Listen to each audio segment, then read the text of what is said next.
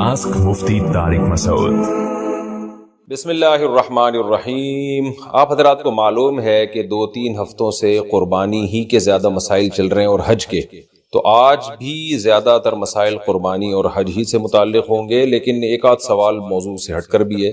تو پہلا سوال کچھ اسی قسم کا ہے جو قربانی اور حج سے ہٹ کر ہے، لیکن میں پڑھ لیتا ہوں. محمد معاویہ صاحب نے پوچھا ہے جی اسلامک بینک اور کنونشنل بینکوں میں فرق کیا ہے؟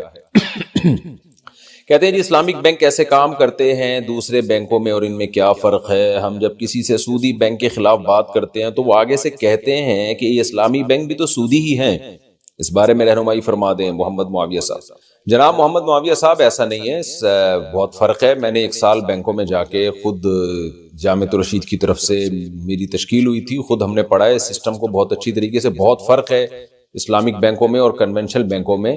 پوری ایک ایک چیز کا فرق بتانے میں تو بہت ٹائم لگے گا. بیسک فرق یہ ہے کہ اسلامک بینک لون دیتا ہی نہیں ہے آپ کو. وہ اس کو لون سے تعبیر تو کرتا ہے لیکن لون دیتا ہی نہیں ہے. تو لون ہی پہ تو آگے زیادہ تر سود کے لین دین شروع ہوتا ہے. آپ اسلامک بینک کے پاس جائیں گے نا، مجھے قرضہ چاہیے، تو بینک آپ سے پوچھے گا کرنا کیا ہے، تو آپ بتائیں گے میں نے گاڑی خریدنی ہے، میں نے گھر بنانا ہے، میں نے فیکٹری کے لیے مال خریدنا ہے. تو بینک ان تمام چیزوں میں کہتا ہے ہم آپ کو خرید کے ہم کیش پہ اٹھائیں گے، قسطوں پہ مہنگا کر کے بیچ دیں گے آپ کو. تو اس طرح سے ہوتا ہے. پھر وہ آپ ہی کو وکیل بنا دیتا ہے اپنی طرف سے کہ آپ پہلے بینک کے لیے خریدیں، پھر بینک جب آپ کے قبضے میں آئے گا تو پھر بینک آپ کو بیچے گا. یہ میں نے خلاصے کا خلاصہ آپ کے سامنے پیش کیا ہے.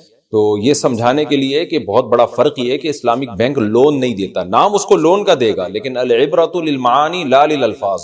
شریعت میں دیکھا جاتا ہے کہ لفظ، یہ نہیں دیکھا جاتا کہ لفظ کیا استعمال کیا جا رہا ہے، یہ دیکھا جاتا ہے کہ حقیقت میں کیا ہو رہا ہے. اس کی مثال ایسے ہے جیسے میں آپ کو اپنا موبائل بیچوں 1 لاکھ کا، اور میں کہوں کہ یہ میں نے 1 لاکھ کا خریدا ہے اور اس میں موبائل کو میں آپ کو بیچ کے 2 لاکھ اس میں 2000 اس میں سود لوں گا.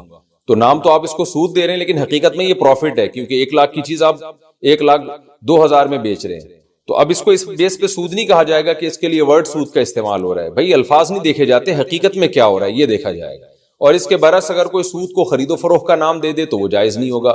مثال کے طور پر میں 1 لاکھ کا موبائل بیچنے کے بجائے میں سیدھا آپ کو 1 لاکھ کیش دے رہا ہوں اور میں کہہ رہا ہوں اس پہ میں آپ سے 1 مہینے بعد 1,02,000 واپس لوں گا اور یہ 2,000 میرا پروفٹ ہوگا، حلال پروفٹ، سود نہیں ہے یہ. تو اس کو آپ حلال پروفٹ کا نام دیں گے لیکن یہ ہوگا سودی. تو شریعت الفاظ کو نہیں دیکھتی، شریعت دیکھتی ہے کہ حقیقت میں کیا ہو رہا ہے، خاص طور پہ خرید و فروخت کے معاملات میں. تو اسلامک بینک اکثر ٹرمز وہی یوز کرتے ہیں جو کنونشنل بینک کر رہے ہوتے ہیں، اس لیے لوگوں کو دھوکا ہوتا ہے، لیکن حقیقت میں معاملات میں بہت فرق ہوتا ہے. اب حج کے مسائل زیادہ شروع ہو رہے ہیں جی. حج اور قربانی کے گھر سے احرام باندھنے کا حکم، کیا عمرہ یا حج کے لیے گھر سے احرام باندھ کر جانا چاہیے؟ مسز آصف بحرین سے. بالکل زیادہ فضیلت اسی میں ہے. دیکھیں احرام باندھنے کا مطلب ایک تو وہ چادریں پہننا ہوتا ہے، وہ تو آپ کہیں بھی پہن لیں، اس کو احرام نہیں کہتے. احرام کا مطلب ہوتا ہے یہ نیت کر لینا کہ اللہ میں حج کا ارادہ کر رہا ہوں یا میں عمرے کا ارادہ کر رہا ہوں یا کر رہی ہوں. تو جس وقت یہ نیت ہوگی اس وقت آپ احرام میں خود بخود داخل ہو جائیں گے، چاہے آپ نے وہ چادریں پہنی ہو یا نہیں ہو، آپ پر احرام کی پابندیاں لاگو ہو جائیں گی. تو چونکہ ان پابندیوں میں مرد کے لیے ایک پابندی ہے کہ بغیر سلا لباس وہ پہنے، سلا ہوا نہیں پہن سکتا، تو اس لیے پہلے ہی احرام میں آنے سے پہلے وہ چادریں پہننی پڑتی ہیں تاکہ ایسا نہ ہو کہ آپ حج کی نیت کر لیں اور پھر آپ سلے ہوئے کپڑے پہنے ہوئے ہوں تو یہ جرم ہو جائے گا. تو بہتر یہی ہے کہ جب آپ گھر سے نکلیں تو تلبیہ 2 رکعت پڑھ کے احرام کی نیت کر لیں. تو چونکہ احرام کی حالت میں جتنا زیادہ ٹائم گزاریں گے اتنا زیادہ آپ کو ثواب ملے گا. حدیث میں آتا ہے اللہ تعالیٰ کو، حدیث کا مفہوم ہے کہ احرام کی حالت میں بندہ جتنا محبوب ہے اتنا کسی اور حالت میں نہیں. حدیث کا مفہوم پیش کر رہا ہوں، یعنی سب سے زیادہ اللہ کی محبوب حالت یہ کہ آپ احرام کی حالت میں، تو جتنی زیادہ ٹائم آپ کا احرام میں گزرے گا چاہے مرد ہو یا عورت ہو زیادہ ثواب ملے گا. لیکن یہ ثواب کی بات ہے، مشورہ عام طور پہ یہی دیا جاتا ہے کہ بھائی آپ احرام کی نیت اس وقت کریں جب میقات سے گزرنے لگیں. وجہ اس کی یہ کہ شروع میں جب لوگ احرام کی نیت کر لیتے ہیں تو حج یا عمرے کی نیت سے احرام میں آ جاتے ہیں تو پابندیاں نہیں ہوتی، وہ اکثر گڑبڑ کر دیتے ہیں. خوشبو لگا لی، صابن سے نہا لیا، خوشبو والے صابن سے یا خوشبو والے شیمپو سے نہا لیا، یا بال توڑ دیے، داڑھی کے بال کھینچنے کی بعض لوگوں کو عادت ہوتی ہے، تو احرام کی پابندیاں پر عمل نہیں ہو پاتا. تو اس لیے مشورہ یہ دیا جاتا ہے کہ بھائی ثواب تو کم ہے بعد میں احرام پہننے میں، لیکن یہ کہ آسانی ہے اس میں. لیکن بہرحال اگر کوئی ہمت کرتا ہے تو جتنا پہلے احرام میں آئے گا وہ اتنا زیادہ اس کو ثواب ملے گا. اور ویسے بھی شان ہے نا حج یا عمرے کی کہ آپ گھر سے ہی احرام باندھ کے چلیں، اس میں ایک شاعر اسلام کا اظہار بھی زیادہ ہے، عزت بھی اس میں زیادہ ہے، اور عزت سے مراد یہ کہ ایک اسلام کی فضیلت کا اظہار ہو رہا ہے اس میں، تو یہ زیادہ بہتر ہے۔ میقات سے گزرتے وقت لبیک نہ کہا تو کیا حکم ہے؟ عمرے پر جاتے ہوئے میقات سے گزرتے وقت میں نے لبیک نہیں پڑھی، کیونکہ مجھے پتہ ہی نہیں چلا کہ میقات سے کب گزرے، تو اب میرے لیے کیا حکم ہے؟ کیا دم واجب ہے؟ نیز میں چہرے سے نقاب بھی کچھ دیر بعد ہٹا کر کیپ والا نقاب لگایا، تو کیا اس سے بھی دم دینا واجب ہوگا؟ ام عمر کراچی سے۔ دیکھیں، میقات سے گزرتے ہوئے لبیک کہنا تو واجب نہیں ہے، البتہ حج کی نیت کر کے احرام میں داخل ہو جانا واجب ہے، تو وہ لبیک ہی کے ذریعے عام طور پہ لوگ کر رہے ہوتے ہیں، کیونکہ اس موقع پر تلبیہ پڑھنا سنت ہے۔ تو آپ نے اگر واقعی احرام میں داخل نہیں ہوئی اور میقات سے گزر گئی، پتہ ہی نہیں چلا، تو آپ پہ دم بھی واجب ہے۔ اور یہ جو آپ نے چہرے پہ نقاب کیا ہوا تھا، کپڑا چہرے پہ لگا ہوا تھا، تو اس میں بھی یہ ہے کہ اگر احرام میں آنے کے بعد یہ کام ہوا ہے، یعنی جب آپ نے لبیک پڑھ لیا، تلبیہ پڑھ لی اور احرام کی نیت کر لی، حج کی عمرے یا حج کی نیت کر لی، تو اس کے بعد اگر یہ کپڑا آپ کے چہرے پہ لگا ہے تو تھوڑی دیر کے لیے لگا ہے تو کچھ صدقہ خیرات کر لیں، اور اگر 12 گھنٹے تک لگا رہا ہے متفرق اوقات میں یا ایک ہی ٹائم پہ، تو پھر آپ پہ دم اس کا الگ سے واجب ہوگا۔ لیکن اگر یہ احرام سے پہلے ہی ہوا ہے تو پھر آپ پہ واجب نہیں ہے۔ احرام میں صابن اور شیمپو کا استعمال، عمرہ یا حج کے لیے جو غسل کرتے ہیں اس میں جسم پر صابو یا شیمپو وغیرہ لگا سکتے ہیں یا نہیں؟ عامر صاحب سعودی عرب سے۔ دیکھیں، جب تک احرام میں آپ داخل نہیں ہوئے، داخل ہونے سے پہلے جو غسل کیا جاتا ہے تو اس میں خوشبو بھی لگا سکتے ہیں، شیمپو سے بھی نہا سکتے ہیں، اور سروس بھی کروا سکتے ہیں اپنی، اگر آپ زیادہ بہت دن ہو گئے آپ کو غسل کیے ہوئے، تو ہر طرح سے جائز ہے۔ لیکن جب آپ نے غسل کے بعد احرام کے لیے تلبیہ پڑھ لیا، نیت کر لی، تو اب آپ شیمپو یا صابن استعمال نہیں کر سکتے، سادہ پانی سے نہا سکتے ہیں، کیونکہ شیمپو میں بھی خوشبو ہوتی ہے اور عام صابنوں میں بھی خوشبو ہوتی ہے۔ آج کل حاجیوں کے لیے ایسے صابن بک رہے ہوتے ہیں جن میں خوشبو نہیں ہوتی، وہ صابن استعمال کرنا جائز ہے۔ لیکن بہرحال حدیث میں آتا ہے کہ اللہ تعالیٰ کو میلا کچیلا حاجی، پراگندہ بال والا حاجی زیادہ محبوب ہے، اس لیے حج میں اگر غسل کرنا بھی پڑے احرام کی حالت میں تو صابن کا بالکل استعمال نہ کریں، بہتر یہی ہے۔ اور یہ جو خوشبو والے صابن ہیں یہ تو بالکل جائز نہیں ہے، گناہ ملے گا اور دم بھی واجب ہوگا۔ حج میں قربانی نہ کر سکیں تو کتنے روزے رکھیں؟ ایک شخص حج تمتع کرے مگر صاحب نصاب نہ ہونے کی وجہ سے قربانی نہ کرے تو کتنے روزے رکھے گا؟ عبداللہ صاحب 10 روزے رکھے گا اگر اس کے پاس قربانی کے پیسے نہیں ہیں، لیکن یہ روزے قرآن کے مطابق ایام حج میں رکھے گا۔ کیا مطلب؟ 10 ذی الحجہ سے پہلے، کیونکہ 10 ذی الحجہ سے لے کر ایام تشریق تک تو ویسے ہی روزے حرام ہیں، عید کے ایام آتے ہیں یہ، تو 9 ذی الحجہ تک وہ کم سے کم 3 روزے رکھ لے گا حالت احرام میں، 3 روزے وہ رکھے گا، اور پھر باقی 7 روزے حج کمپلیٹ ہونے کے بعد۔ اور بہتر یہ کہ پھر وہ اپنے مقام پہ گھر میں آ کے رکھ لے، مکہ میں بھی رکھ سکتا ہے لیکن افضل یہی ہے کہ گھر میں آ کے رکھے، لیکن 3 روزے اس کو پہلے رکھنے پڑیں گے۔ عام طور پر حاجی ایسا نہیں کرتے تو ان پر پھر دم ہی واجب ہوتا ہے، تو اس لیے اگر کسی کے پاس دم کے پیسے نہیں ہیں، بالکل دم نہیں دے سکتا وہ، یعنی حج تمتع یا قران کی بات ہو رہی ہے، اس میں جو دم شکر واجب ہوتا ہے وہ والا دم نہیں دے سکتا، تو پھر اس کو چاہیے کہ بقرعید سے پہلے 3 روزے وہ رکھ لے وہیں پر ایام حج میں ہی، جب وہ اس نے احرام باندھا ہوا ہو نا تو اسی میں وہ 3 روزے رکھ لے، اور اگر وہ نہیں رکھ سکا کسی وجہ سے تو اب وہ روزے گئے، اب اس کو دم ہی دینا پڑے گا۔ اچھا بھائی، اگر قربانی یا حلق سے پہلے طواف زیارت کر لیا، حج میں کنکری مارنا، قربانی کرنا اور سر منڈانا، اگر کسی نے سر منڈانے سے پہلے طواف زیارت کر لیا تو کیا یہ صحیح ہے یا نہیں؟ اور اگر قربانی سے پہلے طواف زیارت کر لیا تو وہ کیسا ہے؟ محمد عمیر لاہور سے۔ دیکھیں، حج میں جو یہ جو 3 چیزیں ہیں نا، کہ مزدلفہ سے جانے کے بعد پہلے دن جمرہ عقبہ کی جو رمی ہے وہ کرنا، اور پھر اس کے بعد قربانی کرنا، پھر سر منڈانا، ان 3 چیزوں میں تو ترتیب لازم ہے، اور پھر بہتر یہی ہے کہ ان 3 چیزوں سے فارغ ہونے کے بعد طواف زیارت کرے، سنت عمل یہی ہے۔ لیکن اگر کسی نے طواف زیارت پہلے کر لیا تو ناپسندیدہ تو ہے مگر کوئی دم واجب نہیں ہوتا اور طواف پھر بھی ادا ہو جاتا ہے، یعنی قربانی سے پہلے، رمی سے پہلے یا سر مڈانے سے پہلے ہی کسی نے طواف زیارت کر لیا، لیکن بقرعید کے ایام میں کیا ہو، یہ ضروری ہے، تو بھی اس کا حج ادا ہو جائے گا اور کوئی دم بھی واجب نہیں ہوگا۔ لیکن افضل نہیں ہے، سنت کے خلاف ہے یہ سنت یہی ہے کہ جب آپ گئے ہیں تو تمیز سے پورا جیسے سارے حاجی کر رہے ہیں وہی کر لیں. کیا جلدی ہے کہ فوراً بھاگ بھاگ کے جا کے طواف زیارت کرنا. حج میں جب جایا کریں نا تو تمیز سے اطمینان سے ٹائم لے کے جایا کریں کہ تمام ارکان کو اپنے اپنے وقت پر ترتیب کے ساتھ سنت طریقے سے کرنا ہے. اسی کام کے لیے تو آپ آئے ہیں, لاکھوں روپے آپ نے خرچ کیے, اس میں افراتفری نہیں جی فوراً بھاگنے کی فکر ہوتی ہے, یہ بہت ہی نامناسب حرکت ہے. تو آپ تمیز سے یہی کر لیں کہ پہلے رمی کریں اور اس کے بعد پھر آپ قربانی کریں اور پھر اس کے بعد آپ حلق کریں, سر مڈائیں, احرام سے نکل آئیں, پھر اچھے بچوں کی طرح تمیز سے طواف زیارت کے لیے چلے جائیں. بلکہ میں تو یہ کہتا ہوں, بلکہ تجربے کار لوگ بھی کہتے ہیں پہلے دن طواف زیارت میں بے انتہا رش ہوتا ہے, تو آپ اگلے دن کر لیں تاکہ آرام سے ہو جائے. لیکن وہی ہے نا کہ بس جلدی جلدی اتنی ہوتی ہے کہ کچل جائیں گے, مر جائیں گے, لیکن یہ کہ فوراً کرنا ہے. ایک دو دن کا فرق برداشت نہیں ہوتا ہمارے حاجی بھائیوں سے.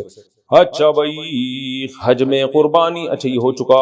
حج بہتر ہے یا غریبوں کی مدد؟ بہت سے لوگ کہتے ہیں کہ حج کرنے سے اچھا ہے کہ کسی غریب کی شادی کرا دو. کیا کسی غریب کی یا اپنی بیٹی کی شادی کرانے سے حج کی فرضیت ادا ہو جائے گی؟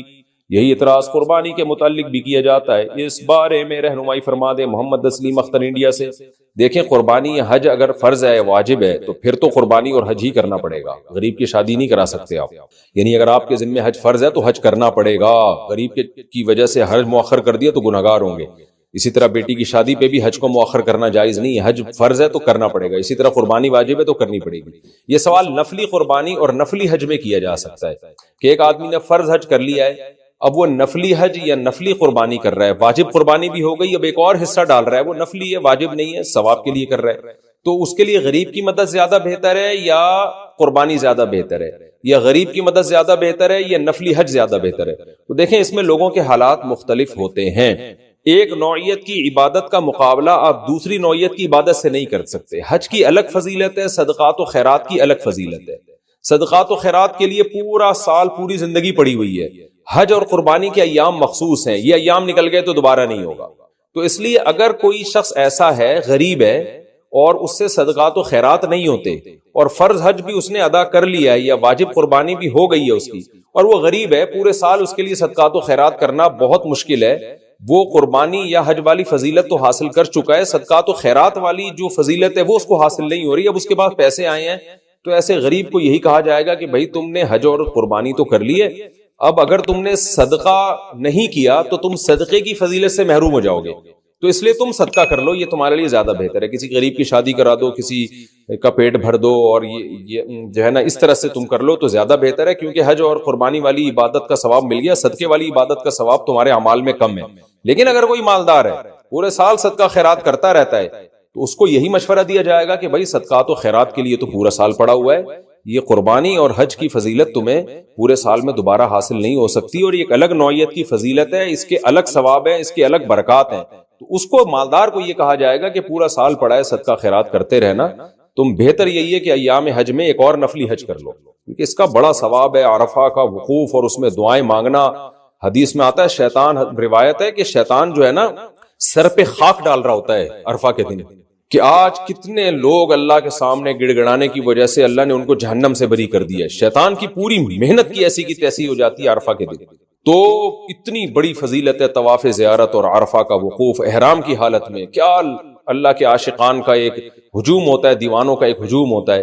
تو اس لیے اگر کسی کو اللہ نے بہت زیادہ مالی وسعت دی ہے, وہ حج بھی کر سکتا ہے, صدقات و خیرات بھی کر سکتا ہے, تو ایام حج میں بہتر ہے ایک اور حج کر لے.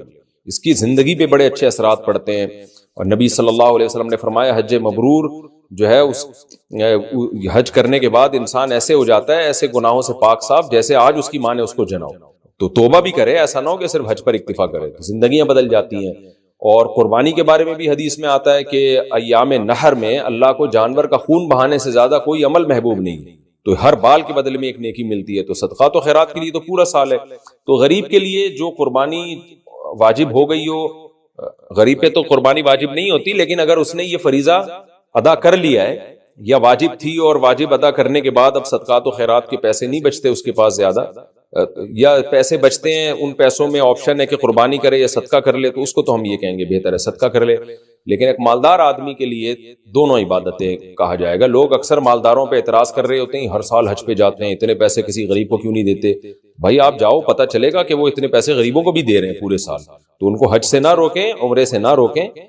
اللہ کے ہم نے بڑے بڑے نیک بندے اللہ کے دیکھے ہیں، بڑے بڑے بزرگان دین جن کو اللہ نے مالی وسعت دی، وہ ہر سال حج پہ جاتے تھے، ہر سال عمرہ کرتے تھے۔ وہ کہتے تھے بھائی ہم سے نہیں، اللہ کے گھر کی جدائی ہم سے برداشت نہیں ہوتی۔ تو یہ ہر ایک کا اپنا مزاج ہے، اپنا ذوق ہے، جو جس طرح سے کر رہا ہے اس کو کرنے دیں۔ ہاں جو نان نفقہ آپ پہ واجب ہے وہ بہرحال کرنا پڑے گا۔ مثال کے طور پر آپ کے ماں باپ بوڑھے ہیں، آپ کے بیوی بچوں کے پاس کھانے کے پیسے نہیں ہیں، اور آپ فرض حج ادا کر چکے اور اب آپ نفلی حج کے لیے جا رہے ہو، ادھر بیوی بچے رو رہے ہیں، اسکول کی فیسیں نہیں ہو رہی، ان کے کھانے پینے کے لالے پڑے ہوئے ہیں، تو ایسے موقع پہ تو آپ کو کہا جائے گا کہ آپ خرچ کریں، کیونکہ بیوی بچوں کے جو واجب حقوق ہیں وہ تو آپ پر واجب ہے، ماں باپ بیوی بچے یہ تو واجب ہیں آپ پر، تو اس کے لیے تو پھر جانا جائز ہی نہیں ہوگا۔ زیادہ قربانی افضل ہے یا ایک قربانی کر کے صدقہ و خیرات کی نیت کرنا؟ ایوب صاحب نے کراچی سے پوچھا ہے، اس کا بھی وہی جواب ہے جو ابھی اس سے پہلے والے سوال کے جواب میں نے دے دیا۔ تو مالدار آدمی کے لیے زیادہ قربانیاں کرنا افضل ہے، کیونکہ وہ ہر سال پورے سال صدقہ خیرات بھی کرتا رہتا ہے، بشرطے کہ کرتا بھی ہو، نہیں کرتا تو پھر ہم اس کو یہ کہیں گے صدقہ خیرات کرو۔ جو مالدار پورے سال صدقہ خیرات کرتا رہتا ہے وہ زیادہ قربانیاں کرے، اور جو غریب آدمی جس کو صدقے خیرات کا موقع ہی نہیں ملتا وہ ایک قربانی کر کے باقی پیسے پھر صدقہ خیرات کرے، زیادہ افضل ہے۔ ویسے بھی قربانی میں صدقہ اور قربانی دونوں جمع بھی ہو جاتے ہیں، آپ جانور ذبح کریں قربانی بھی ہو جائے گی، وہ گوشت سارا غریب کو صدقہ کر دیں تو ڈبل کام ہو گیا۔ بھائی قرض دار پر قربانی کا حکم، ایک آدمی صاحب نصاب ہے مگر اس نے لوگوں کا قرض دینا ہے، کیا اس پر قربانی واجب ہوگی؟ محمد اسامہ چنیوٹ سے۔ جناب صاحب نصاب ہے اور قرضہ نصاب سے زیادہ ہے تو پھر تو واجب نہیں ہوگی، لیکن قرضہ نصاب سے کم ہے اور اتنا کم ہے کہ اگر وہ قرضہ ادا کرے تو بھی صاحب نصاب رہے گا۔ جیسے آج کل صاحب نصاب تقریباً 90,000 میں ہو جاتا ہے۔ آج کل کا مطلب کیا ہے؟ اصل میں ایک سال بعد بھی لوگ کلپ چلا رہے ہوتے ہیں، پھر اس سے غلط ہوتا ہے۔ 30 جون 2022 کی بات کر رہا ہوں میں، تو تقریباً 90,000 کے لگ بھگ 52.5 تولے چاندی کی قیمت ہے۔ تو 90,000 کسی کے پاس ہے، قرضہ 40,000 کا ہے تو اس کے پاس بچے 50,000، تو اس یہ صاحب نصاب نہیں ہے۔ لیکن اس کے پاس 2 لاکھ روپے ہیں اور قرضہ 1 لاکھ کا ہے تو پھر بھی 1 لاکھ بچتے ہیں اس کے پاس۔ تو اگر قرضہ مائنس کر کے بھی وہ صاحب نصاب ہے تو قربانی واجب ہے، قرضہ مائنس کر کے صاحب نصاب نہیں ہے تو پھر اس پہ قربانی واجب نہیں ہے۔ اچھا بھائی، نصاب قربانی میں ضرورت سے زائد سامان کا مطلب، قربانی کے نصاب میں ضرورت سے زائد سامان بھی شامل ہوتا ہے، کیا اس میں سلے ہوئے اور بغیر سلے ہوئے کپڑے بھی شامل ہوں گے اور ایک سے زائد جوتے کی جوڑیاں بھی شامل ہوں گی؟ علی صاحب کراچی سے۔ دیکھیں ضرورت سے زائد سامان اگر پراپرٹی کی صورت میں ہے تو ہر وہ پراپرٹی جو آپ کے استعمال میں فی الحال نہیں ہے، نہ آپ نے اسے کرائے پہ دیا ہوا ہے، نہ آپ اس میں زمینداری کر رہے ہو، زمینداری سے میری مراد یہ ہے کہ اس کو کوئی بزنس کے پرپز میں یوز کر رہے ہو کہ اس پہ کھیتی باڑی کا کام ہو رہا ہے، جی گندم لگ رہی ہے اس پہ، اور نہ آپ نے اس کو رینٹ پہ دیا ہوا ہے اور نہ خود گھر بنا کے اس پہ رہ رہے ہو، تو ایسے پلاٹ پہ قربانی واجب ہے۔ اور اگر وہ پلاٹ بیچنے کے لیے خریدا ہے تو پھر زکوٰۃ بھی واجب ہے، بیچنے کے لیے نہیں خریدا تو صرف قربانی واجب ہے، اور اگر بیچنے کے لیے خریدا ہے تو قربانی بھی واجب، زکوٰۃ بھی واجب۔ تو وہ پلاٹ یا وہ پراپرٹی جو یوز میں نہ ہو آپ کے، یہ نہیں کہ پورے سال یوز میں نہ ہو، یہ نہیں، بقرعید کے ایام میں اگر یوز میں نہیں ہے تو اس پہ بھی آپ پر قربانی واجب ہے۔ باقی جو گھر میں روز مرہ استعمال کی چیزیں ہوتے ہیں، جوتے، برتن، موبائل، گاڑی، تو ان میں اصول یاد رکھیں، پورے سال جو چیز استعمال نہیں ہوتی وہ ضرورت سے زائد سمجھی جائے گی، اس کی ویلیو لگائی جائے گی۔ قدیم فقہاء نے لکھا ہے کہ 3 جوڑے ضرورت میں داخل ہیں، 3 سے زائد ضرورت سے زائد میں، لیکن آج کل کے زمانے کے لحاظ سے یہ چینج ہو گیا ہے۔ آج کل کیونکہ لباس بہت باریک بھی ہوتے ہیں، جلدی پھٹتے بھی ہیں، میلے بھی ہوتے ہیں، تو اس لیے جو ہے نا آج یہی فتویٰ دیا جاتا ہے کہ پورے سال اگر کوئی کپڑا استعمال میں نہیں آ رہا تو اس کا مطلب ہے کہ وہ آپ کی ضرورت سے زائد ہے۔ گھر میں ڈنر سیٹ پڑا ہوا ہے، پورے سال استعمال میں نہیں آتا تو ضرورت سے زائد۔ کتابیں رکھی ہوئی ہیں، استعمال میں ہی نہیں ہے، بھائی لے کے رکھی ہوئی ہیں، پورے سال پڑی رہتی ہیں تو وہ بھی ضرورت سے زائد میں آئیں گی۔ لیکن اگر علماء کے پاس کتابیں ہیں اور وہ کسی بھی وقت ان کو یہ ہے کہ میرے استعمال میں آ سکتی ہیں، ریسرچ کے کام آئیں گی، تو پھر وہ ضرورت میں داخل ہیں۔ امریکہ والے پاکستان میں کیا پہلے دن قربانی کر سکتے ہیں؟ اگر پاکستان اور امریکہ میں ایک ہی دن عید ہو، اگر ہم پاکستان میں قربانی کریں تو وہ ہم سے 12 گھنٹے آگے ہے، کیا اس سے ہماری قربانی پر کوئی اثر پڑے گا؟ شہاب اظہار امریکہ سے۔ جی بالکل پڑے گا، ادھر رات ہو رہی ہے، یہاں بقرعید ہو گئی ہے، یہاں قربانی کا جانور کٹ رہا ہے اور وہاں پر قربانی ابھی واجب ہی نہیں ہوئی تھی، تو پھر یہ قربانی آپ کی ادا نہیں ہوگی۔ تو 12 گھنٹے کا اگر فرق ہے تو اگر پاکستان میں 12 گھنٹے پہلے عید شروع ہو گئی ہے تو امریکہ والا اگر پاکستان میں قربانی کرتا ہے تو یہاں 12 گھنٹے کے بعد کرے گا، تاکہ وہاں امریکہ میں عید کا دن بھی داخل ہو چکا ہو، عید کی نماز بھی ہو چکی ہو، اس کے بعد یہاں آپ کی قربانی ہو رہی ہو۔ یہ ہے۔ اور اگر عید کا دن شروع ہونے سے پہلے ہی، یعنی امریکہ میں بھی شروع نہیں ہوئی، یہاں شروع ہو گئی اور آپ نے یہاں قربانی کر دی تو نہیں ہوگی۔ اور اگر ایک دن، یعنی خلاصہ یہ نکلا کہ قربانی کرنے والا اور جس ملک میں قربانی کی جا رہی ہے ان دونوں جگہوں پہ ایام نہر ہوں، یعنی بقرعید کا پہلا، دوسرا یا تیسرا دن چل رہا ہو، دونوں جگہوں پہ۔ سودی لین دین والے کے ساتھ قربانی کرنا، ایک صاحب جن کے بارے میں یہ یقینی معلوم ہے کہ انہوں نے بینک سے سود پر پیسے لیے ہیں اور وہ ہماری قربانی کے حصوں میں شریک ہیں، کیا ان کے ساتھ مل کر ہماری قربانی ہو جائے گی؟ سمیع الحق صاحب، جناب سمیع الحق صاحب، اگر یقینی طور پر پتا ہے کہ یہ آدمی حرام کما رہا ہے اور اس کی اکثر یا ٹوٹل آمدنی حرام ہے، تو پھر وہ اگر آپ کے ساتھ قربانی کے گائے میں شریک ہوتا ہے تو سب کی قربانی ضائع بھی ہوگی اور کسی کے لیے گوشت کھانا بھی حلال نہیں ہوگا۔ تو اس لیے اگر پہلے سے پتا ہے تو احتیاط کریں۔ لیکن جو آپ نے پوچھا ہے کہ ایک آدمی سود پہ پیسے لیتا ہے، تو بینک سے جب آپ قرضہ لیتے ہیں تو خوب سمجھ لیں وہ قرضے کی رقم حرام نہیں ہوتی، حرام وہ رقم ہوتی ہے جو سود آپ بینک کو دیتے ہیں، خوب سمجھ لیں۔ تو اس لیے سودی بینک سے کسی نے لون اگر سود پہ لیا ہے اور وہ لون لے کے آپ کے ساتھ قربانی میں شرکت کر رہا ہے تو اس سے قربانی خراب نہیں ہوگی۔ ہاں، سودی قرضہ لینے کا کبیرہ گناہ اس آدمی کو لازمی ہوگا۔ تو اس لیے خوب سمجھ لیں کہ سودی لون لینے سے قربانی حرام نہیں ہوتی۔ جو حرام اس وقت ہوگی جب کوئی سودی بینک میں جاب کرتا ہو اور کسی سودی کام میں انوالو بھی ہو، اس کی تنخواہ اس کے لیے حرام ہے، کیونکہ حرام کام کے عوض میں تنخواہ دی جا رہی ہے۔ اس تنخواہ سے اگر وہ حصہ ڈالے گا قربانی میں تو وہ حصہ حرام ہو جائے گا۔ یا کوئی شخص رشوت لیتا ہے اور اس کی زیادہ تر آمدن رشوت کی ہے، غالب گمان یہی ہے کہ زیادہ رشوت لیتا ہے، تو پھر اس کو آپ یہ کہیں بھائی ہمیں حلال پیسوں سے حصہ دو، تو اگر وہ حلال، وہ بتاتا ہی میں نے الگ سے رکھے ہوئے تھے، تو اس کی بات کا اعتبار کر لیں۔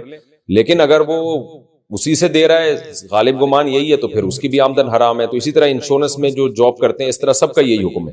تو اسی طرح اگر کوئی کسی کو قرضہ دیتا ہے اور اس پہ سود لیتا ہے اور اس رقم سے قربانی کرتا ہے تو وہ بھی حرام ہو جائے گی۔ تو لون کا حکم الگ ہے اور سود لینے کا حکم الگ ہے، دونوں میں فرق نہیں کرتے لوگ۔ ذی الحجہ کے 10 دن میں داڑھی یا سر کے بال ٹوٹنا، ذی الحجہ کے پہلے عشرے میں بال اور ناخن کاٹنا منع ہے۔ اگر داڑھی یا سر پر کنگھی کرتے ہوئے بال ٹوٹ جائیں تو کیا حکم ہے؟ فقیہ فاروقی، دہلی، انڈیا سے۔ دیکھیں، منع یہ جو نبی نے فرمایا نا کہ جس نے قربانی کرنی ہو وہ قربانی ہونے تک اپنے بال اور ناخن نہ کاٹے، یہ افضل عمل ہے، واجب نہیں ہے۔ جمہور کا یہی مسلک ہے کہ یہ سنت ہے، لازم نہیں ہے، مستحب ہے۔ تو اس لیے اگر کسی نے بال اور ناخن کاٹ بھی لیے تو بھی کوئی گناہ نہیں ہے، لیکن بہتر یہی ہے کہ سنت پر عمل کریں، آپ بال اور ناخن نہ کاٹیں۔ تو اگر کنگھا کرتے ہوئے ایک آدھ بال گر جائے تو اس سے کوئی فرق نہیں پڑتا۔ تو ویسے بھی میں نے بتایا نا واجب نہیں ہے۔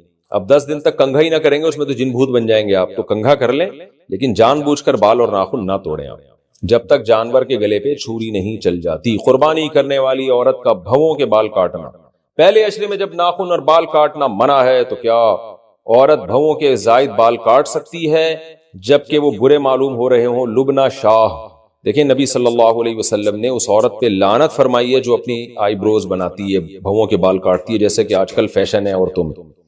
تو یہ عمل تو ویسے ہی ناجائز ہے۔ البتہ کسی عورت کے بال ایک عام معمول سے ہٹے ہوئے ہوں، بہت ہی بھدے لگ رہے ہوں، تو یہ بالکل فطرت سے ہٹ کر ہو، تو ایسی کنڈیشن میں اگر بہت ہی زیادہ برے ہوں تو پھر اتنا کہ وہ نارمل حالت میں آ جائیں، بعض فقہاء نے اس کی گنجائش دی ہے۔ تو اب جو بال کاٹنا بہتر ہے کہ بقرعید کے دنوں میں عورتیں، یعنی جو بھی قربانی کر رہا ہے وہ کہیں کے بھی بال اور ناخن نہ کاٹے، تو اس میں عورتیں بھی داخل ہیں۔ تو اگر عورت نے قربانی کرنی ہے تو اس کو چاہیے، بہتر یہی ہے کہ وہ نہ کاٹے، لیکن یہ واجب حکم نہیں ہے، یہ افضل حکم ہے۔ ذی الحجہ کے 10 دنوں میں بالوں پر کلر کرنا، قربانی سے پہلے جس طرح ناخن اور بال نہ کاٹنا مستحب ہے۔ بال کلر کرنے کے بارے میں کیا حکم ہے؟ کیا ان 10 دنوں میں بال کلر کر سکتے ہیں؟ مسز خان انڈیا سے، جیپ کلر کر سکتے ہیں، براؤن کلر، بلیک تو صحیح نہیں ہے، 40 سال سے پہلے براؤن وغیرہ کلر کیا جا سکتا ہے۔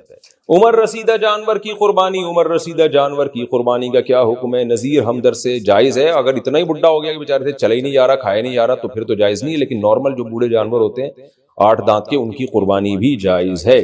چھوٹے دانت والے جانور کی قربانی، قربانی کے جانور کے دانت چھوٹے نظر آ رہے ہوں لیکن پکے ہوں تو ایسے جانور کی قربانی ہو جائے گی۔ محمد صادق بھائی دانتوں کا اعتبار نہیں ہے، عمر کا اعتبار ہے۔ بکرا بکری وغیرہ اگر وہ پچھلی بقرعید سے پہلے پیدا ہو چکے تھے تو اس بقرعید میں اس کی قربانی جائز ہے، چاہے دانت نکلے ہو یا نہ نکلے ہو۔ اور اسی طرح گائے، بھینس، بیل، یہ سب چیزیں اگر پچھلے سال بقرعید سے پہلے پچھلے سال یعنی 2 سال کے ہو چکے ہوں تو ان کی قربانی بھی جائز ہے۔ تو یہ ماہرین بتائیں گے، دانت دیکھ کے وہ بتا دیتے ہیں کہ یہ 2 سال کا ہے یا نہیں ہے۔ تو اگر کوئی ماہر بتا دے کہ بھئی 2 سال کا ہو چکا ہے تو آپ قربانی کر لیں، اگر کوئی ماہر کہے کہ یہ 2 سال کا نہیں ہے تو پھر نہ کریں۔ بیوی کے پاس نقدی نہ ہو تو قربانی کیسے کرے؟ ایک عورت کے پاس 4 تولے سونا ہے اور نقد رقم نہیں ہے، اس کے خاوند کے پاس رقم ہے لیکن وہ نہیں دینا چاہتا، کیا اس عورت پر قربانی واجب نہیں کرتی؟ نیز اگر خاوند کے پاس بھی رقم نہ ہو تو کیا حکم ہوگا؟ حسین وزیر 1 آدھ روپیہ تو عورت کے پاس ہوتا ہی ہے نا، تو سونے کے ساتھ 2-4 روپے بھی ہوں تو سونے کا نصاب نہیں، پھر چاندی کی ویلیو دیکھی جاتی ہے۔ تو چاندی کی ویلیو میں 4 تولے سونا جس کے پاس ہے وہ اس پہ قربانی واجب ہے۔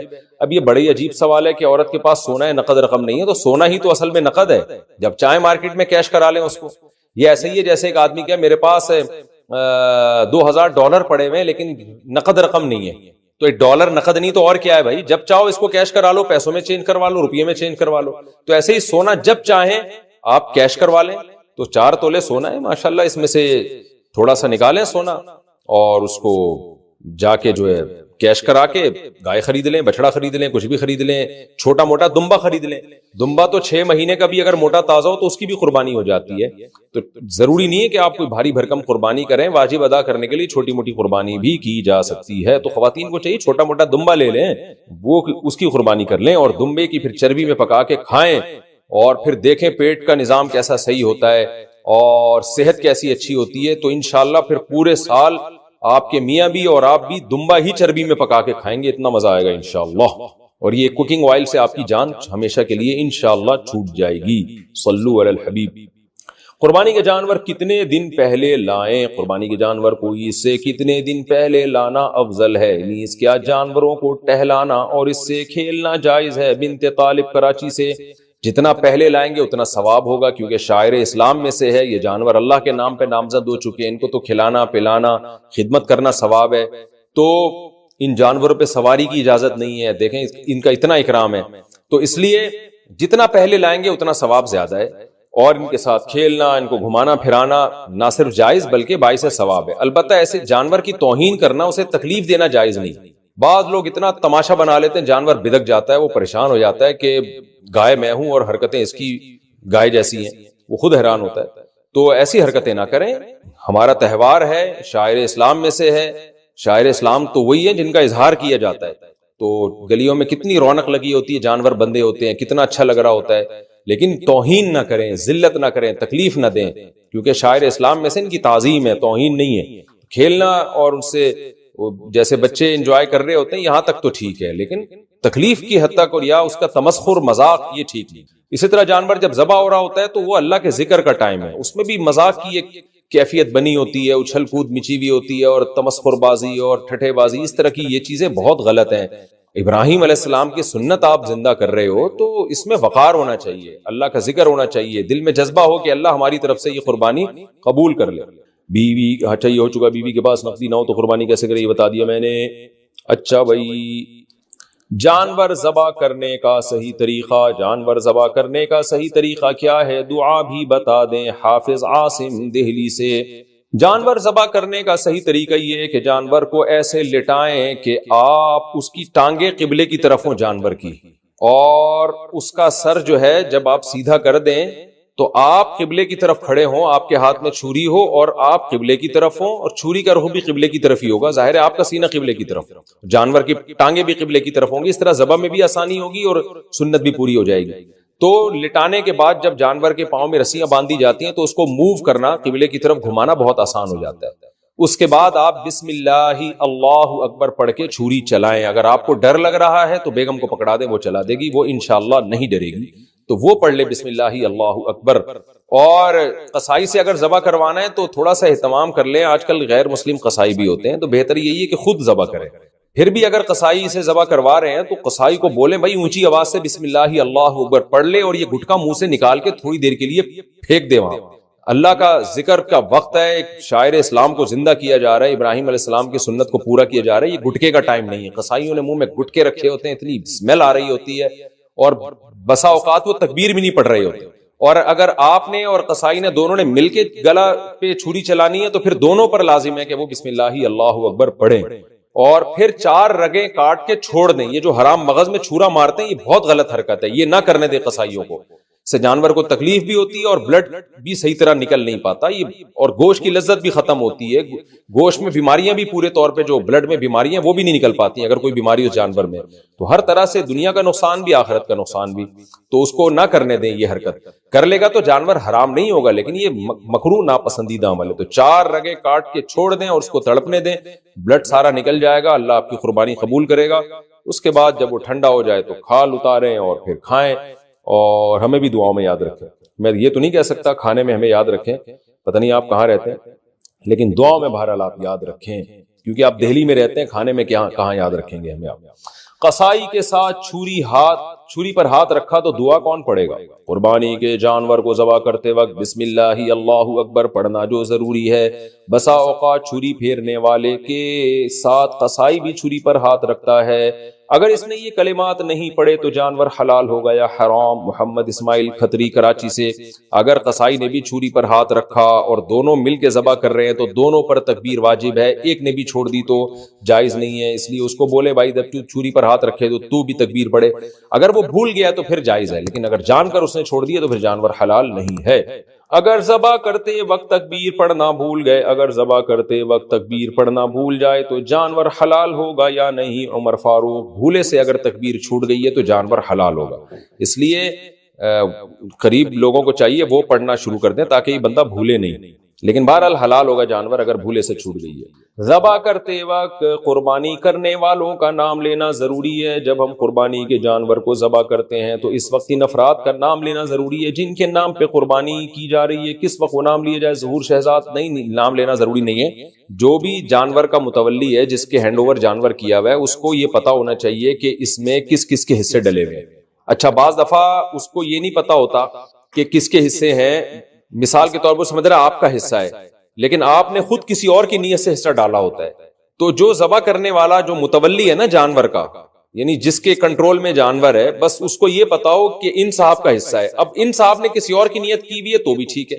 مثال کے طور پر ہمارا جو کیمرہ مین ہے یہ گائے لے کر آیا، فرض کریں یہ گائے لے کر آیا، میں نے کہا یار اس گائے میں جو ہے نا میرا بھی حصہ ڈال دو. انہوں نے کہا ٹھیک ہے جی ایک حصہ آپ کا ہو گیا. اب میری نیت یہ تھی، میرا نہیں ہے، یہ ستار بھائی کا ہے جنہوں نے مجھے کہا ہوا تھا. تو ان کو اس نیت کا پتا ہونا ضروری نہیں ہے. یہ جانور ذبح کریں گے، بس ان کو یہ پتا ہے کہ مفتی صاحب کا ایک حصہ سلیم کباڑیے کا، ایک حصہ وسیم گولے گنڈے والے کا، ایک حصہ فلانے کا، فلاں رکشے والے کا، ایک حصہ فلاں کا.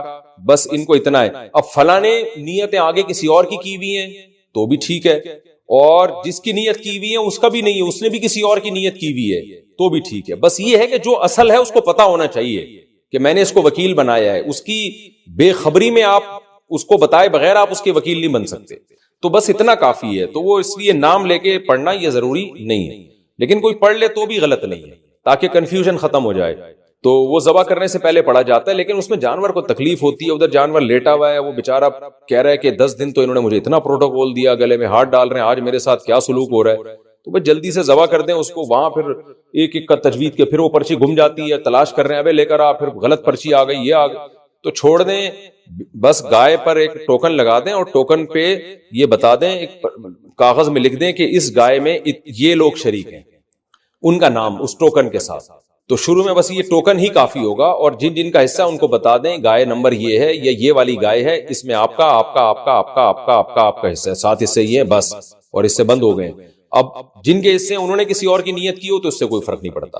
تو بس جب اتنا کافی ہے، تو جب جانور گرے گا، ذبح ہوگا، تو وہ ٹوکن یا اس گائے کو جو نامزد کر دیا نا، اس گائے جس کے کنٹرول میں وہ گائے ہے جو لے کر آیا ہے، تو بس یہ نامزد کر دینا ہی کافی ہوگا. عین وقت پہ اس تکلف کی ضرورت نہیں ہے کہ ان لوگوں کے نام کھڑے ہو کر پڑھے جائیں. جانور ٹھنڈا کرنے کے لیے حرام مغز پر چھری مارنا. جانور کو ذبح کرنے کے بعد اکثر دیکھا جاتا ہے کہ اسے جلدی ٹھنڈا کرنے کے لیے اس کے دل کے پاس یا حرام مغز پر چھری ماری جاتی ہے. ایسا کرنا کیا صحیح ہے؟ محمد صادق باغ والا: بالکل صحیح نہیں ہے، غلط ہے. قصائیوں کو چاہیے، آپ کو چاہیے قصائیوں کو روکیں.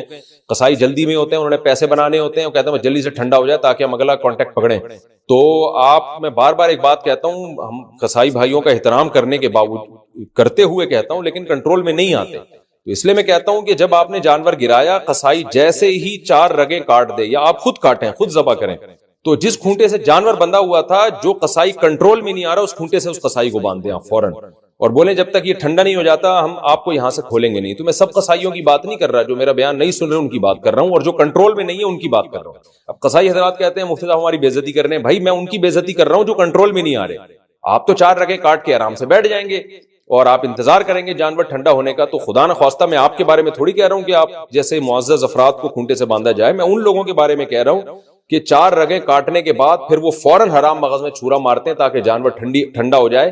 اس مکروہ عمل سے بچانے کے لیے میں کہہ رہا ہوں کہ قصائی کنٹرول میں نہیں آئے گا. جتنے لوگ ابھی جانور پہ تھے، جانور کو چھوڑ کے وہ سارے قصائی پہ آ جائیں، اس کو پکڑیں. اب جانور نے اب کہیں نہیں بھاگنا. اچھا بھائی، سلیپنگ انجیکشن لگا کر قربانی کرنا. قربانی سے پہلے بکرے کو سلیپنگ انجیکشن لگانا کیسا ہے؟ شمائلہ سعید: سلیپنگ انجیکشن لگانا یا بے ہوشی کا انجیکشن لگانا یہ ناجائز ہے. اس سے قربانی حرام تو نہیں ہوگی. جانور کی 4 رگیں کٹ گئیں زندہ حالت میں، چاہے بے ہوش ہو یا سو رہا ہو، تو قربانی تو ہو جائے گی، لیکن یہ خلاف سنت ہے. اور اس میں خطرہ بھی ہوتا ہے، مرنے کا بھی خطرہ ہوتا ہے. بے ہوشی میں خاص طور پہ مرنے کا بہت خطرہ ہوتا ہے، اور بلڈ کا صحیح طرح سے سرکولیٹ بھی نہیں ہو پاتا. بہت سارے خطرات ہوتے ہیں، تو وہ جو ذبح کے پورے مقاصد ہے وہ حاصل نہیں ہوتے. اس لیے بہتر یہی ہے کہ نہ سلیپنگ کا انجیکشن لگائیں، نہ بے ہوشی کا انجیکشن لگائیں، اور اسی طرح ذبح کریں تاکہ ذبح کی برکتیں پوری طور پر حاصل ہو. البتہ کوئی جانور کنٹرول میں نہیں ہے، بالکل ہی ایک وحشی ہو چکا ہے، اور دے ادھر اٹھا کے پٹخا دیکھی ہوں گی آپ نے یوٹیوب پہ ویڈیو، جانور اٹھا کے وہ بندہ مارا، وہ ادھر اٹھا کے پٹخا. تو کنٹرول میں ہی نہیں آ رہا. تو پھر کنٹرول میں لینے کے لیے کچھ بھی کیا جا سکتا ہے. اسے پہلے فائر کر کے گرایا بھی جا سکتا ہے، اسے بے ہوشی کا انجیکشن بھی لگایا جا سکتا ہے، کچھ بھی کیا جا، مجبوری میں جائز ہے، نارمل ایسا ٹھیک نہیں ہے. رات میں قربانی کا حکم. قربانی کا وقت کب تک ہوتا ہے؟ کیا رات میں قربانی کرنا جائز ہے؟ صدیقی صاحب انڈیا سے: دیکھیں قربانی کا ٹائم شہر میں جو ہے نا، بقرعید والے دن 10 ذی الحجہ کو جہاں پورے شہر میں کہیں بھی عید کی نماز ہو جائے تو اس کے بعد سے قربانی کی جا سکتی ہے. اور گاؤں دیہاتوں میں صبح صادق کے بعد ہی ٹائم شروع ہو جاتا ہے. تو اور پھر 13 ذی الحجہ یعنی بقرعید کا پہلا دن، دوسرا دن، تیسرا ذی الحجہ کے سورج غروب ہونے سے پہلے تک قربانی جائز ہے. جتنا جلدی کریں گے اتنا ثواب زیادہ ملے گا. رات میں بھی قربانی جائز ہے مگر بہتر نہیں ہے، کراہت ہے اس میں 2 وجہ سے. ایک تو یہ کہ رات میں اندھیرا ہوتا ہے، یہ بھی خطرہ ہے کہ جانور کو غلط رگ نہ کٹ جائے. دوسرا، جانور اکثر آرام کر رہے ہوتے ہیں تو جانور کو تکلیف اس میں زیادہ ہوتی ہے. تیسرا یہ کہ شاعر اسلام دن کی روشنی میں کیے جاتے ہیں. قربانی شاعر اسلام میں ہے، یہ چھپ کے کرنے والا عمل نہیں ہے. تو رات کے اندھیرے میں شاعر اسلام کو نہیں زندہ کیا جاتا، دن کی روشنی میں. تبھی دیکھیں نا، عید کی نماز شاعر اسلام میں ہے، دن میں ہے. وہ جمعہ شاعر اسلام میں ہے، دن میں ہے. تو اسلام کے جتنے بھی شاعر ہیں ان کو دن میں قائم کیا جاتا ہے، اندھیروں میں نہیں قائم کیا جاتا. بہتر یہی ہے کہ قربانی رات کے اندھیرے میں نہ کی جائے. کر لی تو ادا ہو جائے گی بہرحال. اچھا بھائی، نماز عید سے پہلے قربانی کا حکم. کیا عید کی نماز سے پہلے قربانی جائز ہے؟ اگر کسی کو علم نہ ہو اور اس نے قربانی کر دی ہو تو اس کے بارے میں کیا حکم ہے؟ ہدایت اللہ صاحب کشمیر سے. اگر یہ گاؤں میں رہتا تھا جہاں عید اور جمعہ واجب نہیں ہے، بالکل گاؤں تھا، شہر والے اس میں وسائل اور ذرائع نہیں تھے، نہ کوئی بہت بڑی آبادی تھی جس کو قصبہ کبیرہ کہتے ہیں، تو وہاں تو پھر صبح صادق ہوتے ہی قربانی کر دی تو بھی ادا ہو جائے گی. لیکن اگر یہ بندہ شہر میں تھا تو شہر میں اگر کہیں بھی عید کی نماز ہو گئی اور انہوں نے قربانی کر دی تو قربانی ادا ہو جائے گی. لیکن پورے شہر میں ابھی کہیں بھی عید کی نماز نہیں ہوئی تھی اور انہوں نے قربانی کر دی تو پھر ان کی قربانی کل ادا ہو جائے گی. ان کو دوبارہ کرنی پڑے گی. اگر یہ صاحب نصاب ہے، غریب ہیں، تو واجب نہیں ہے، لیکن قربانی بہرحال ادا نہیں ہوگی. دوسری جگہ جلدی نماز پڑھ کر نماز سے پہلے قربانی کرنا. ہمارے گاؤں میں عید کی نماز 9 بجے کے بعد ہوتی ہے اور قریب شہر میں 7 بجے ہو جاتی ہے. ہماری فیملی کی مشترکہ قربانی ہے. بڑے جانور میں کیا میں شہر میں عید کی نماز ادا کر کے باقی حصے داروں سے اجازت لے کر گاؤں کی عید کی نماز ہونے سے پہلے آ کر قربانی کر سکتا ہوں؟ سعید احمد چیچا وطنی سے. دیکھیں گاؤں واقعی اگر گاؤں ہے، قصبہ کبیرہ نہیں ہے اور شہر کے حکم میں نہیں ہے وہ، تو اس میں تو صبح صادق کے بعد بھی قربانی جائز ہے. لیکن اگر شہر میں قربانی کر رہے ہیں یا قصبہ کبیرہ ہے تو آپ نے اگر کہیں پہلے عید کی نماز پڑھ لی تو آپ نے اگر قربانی کر دی تو سب کی طرف سے قربانی ادا ہو جائے گی. سب شرکا کا یہ ضروری نہیں ہے کہ نماز عید کی پڑھ چکے ہوں. تو کہیں بھی شہر میں عید کی نماز ہو گئی اور آپ نے قربانی کر دی تو سب کی طرف سے قربانی ہو جائے گی، لیکن بہتر یہی ہے کہ سب کو عید پڑھ لینے دیں تو زیادہ اچھا ہے. لیکن بہرحال ہو جائے گی قربانی، پہلے بھی اگر آپ نے کر لی تو قربانی ادا ہو جائے گی. سعید احمد صاحب، آج بھی قربانی اور حج سے متعلق مسائل ہی ہوں گے زیادہ. عید کتنے دن کی ہوتی ہے؟ 1 دن کی یا 3 دن کی؟ عید الفطر اور عید الاضحیٰ 1 دن کی ہوتی ہے یا 3 دن کی؟ زوجہ منصور کا رقص سے، لیکن عید الاضحیٰ تو 3 دن کی ہوتی ہے، اس معنی میں کہ 3 دن قربانی ہوتی ہے، اور عید الفطر 1 ہی دن کی ہوتی ہے. البتہ عید الفطر میں 1 دن روزہ حرام ہے، اور عید الاضحیٰ میں چوتھے دن بھی روزہ حرام ہے. یعنی ایام تشریق جو ہے نا، 3 دن قربانی کے اور ایک چوتھا دن وہ بھی ایام تشریق میں آتا ہے، لہذا 4 دن تک روزہ حرام ہوتا ہے. تو پورے سال میں 5 دن ٹوٹل ایسے ہیں جن میں روزہ رکھنا حرام ہے. کون سے دن قربانی کا ثواب زیادہ ہے؟ کیا قربانی کرنے کا ثواب تینوں دن ایک ہی ہے یا پہلے، دوسرے اور تیسرے دن میں فرق ہے؟ شہاب اظہار امریکہ سے. جتنا جلدی کریں گے اتنا ثواب زیادہ. پہلے دن ثواب سب سے زیادہ، دوسرے دن تھوڑا کم، تیسرے دن تھوڑا اور کم، تو اس لیے پہلے دن کریں زیادہ بہتر ہے. چوتھے دن قربانی کرنے کا حکم. کیا چوتھے دن قربانی کرنا صحیح ہے؟ کیا نبی کریم صلی اللہ علیہ وسلم نے چوتھے دن قربانی کی ہے؟ عزیز احمد انڈیا سے، نہیں جی، کسی صحیح حدیث سے ثابت نہیں ہے کہ چوتھے دن بھی قربانی جائز ہے. کوئی صحیح حدیث اس بارے میں نہیں ہے، اور صحابہ کے بہت واضح فتاوی ہیں کہ قربانی صرف 3 دن ہے. اس پر میں نے ایک زمانے میں چند سال پہلے آڈیو کلپ ایک دلائل کے ساتھ ریکارڈ کروایا تھا، تو وہ آپ چاہیں تو آڈیو بیان ہے میرا، ریسرچ کر سکتے ہیں، سرچ کر سکتے ہیں یوٹیوب پہ. لیکن خلاصہ اس کا یہی ہے کہ کوئی ہمارے پاس اس بارے میں صحیح حدیث موجود نہیں ہے جس سے پتہ چلتا ہو کہ چوتھے دن بھی قربانی جائز ہے.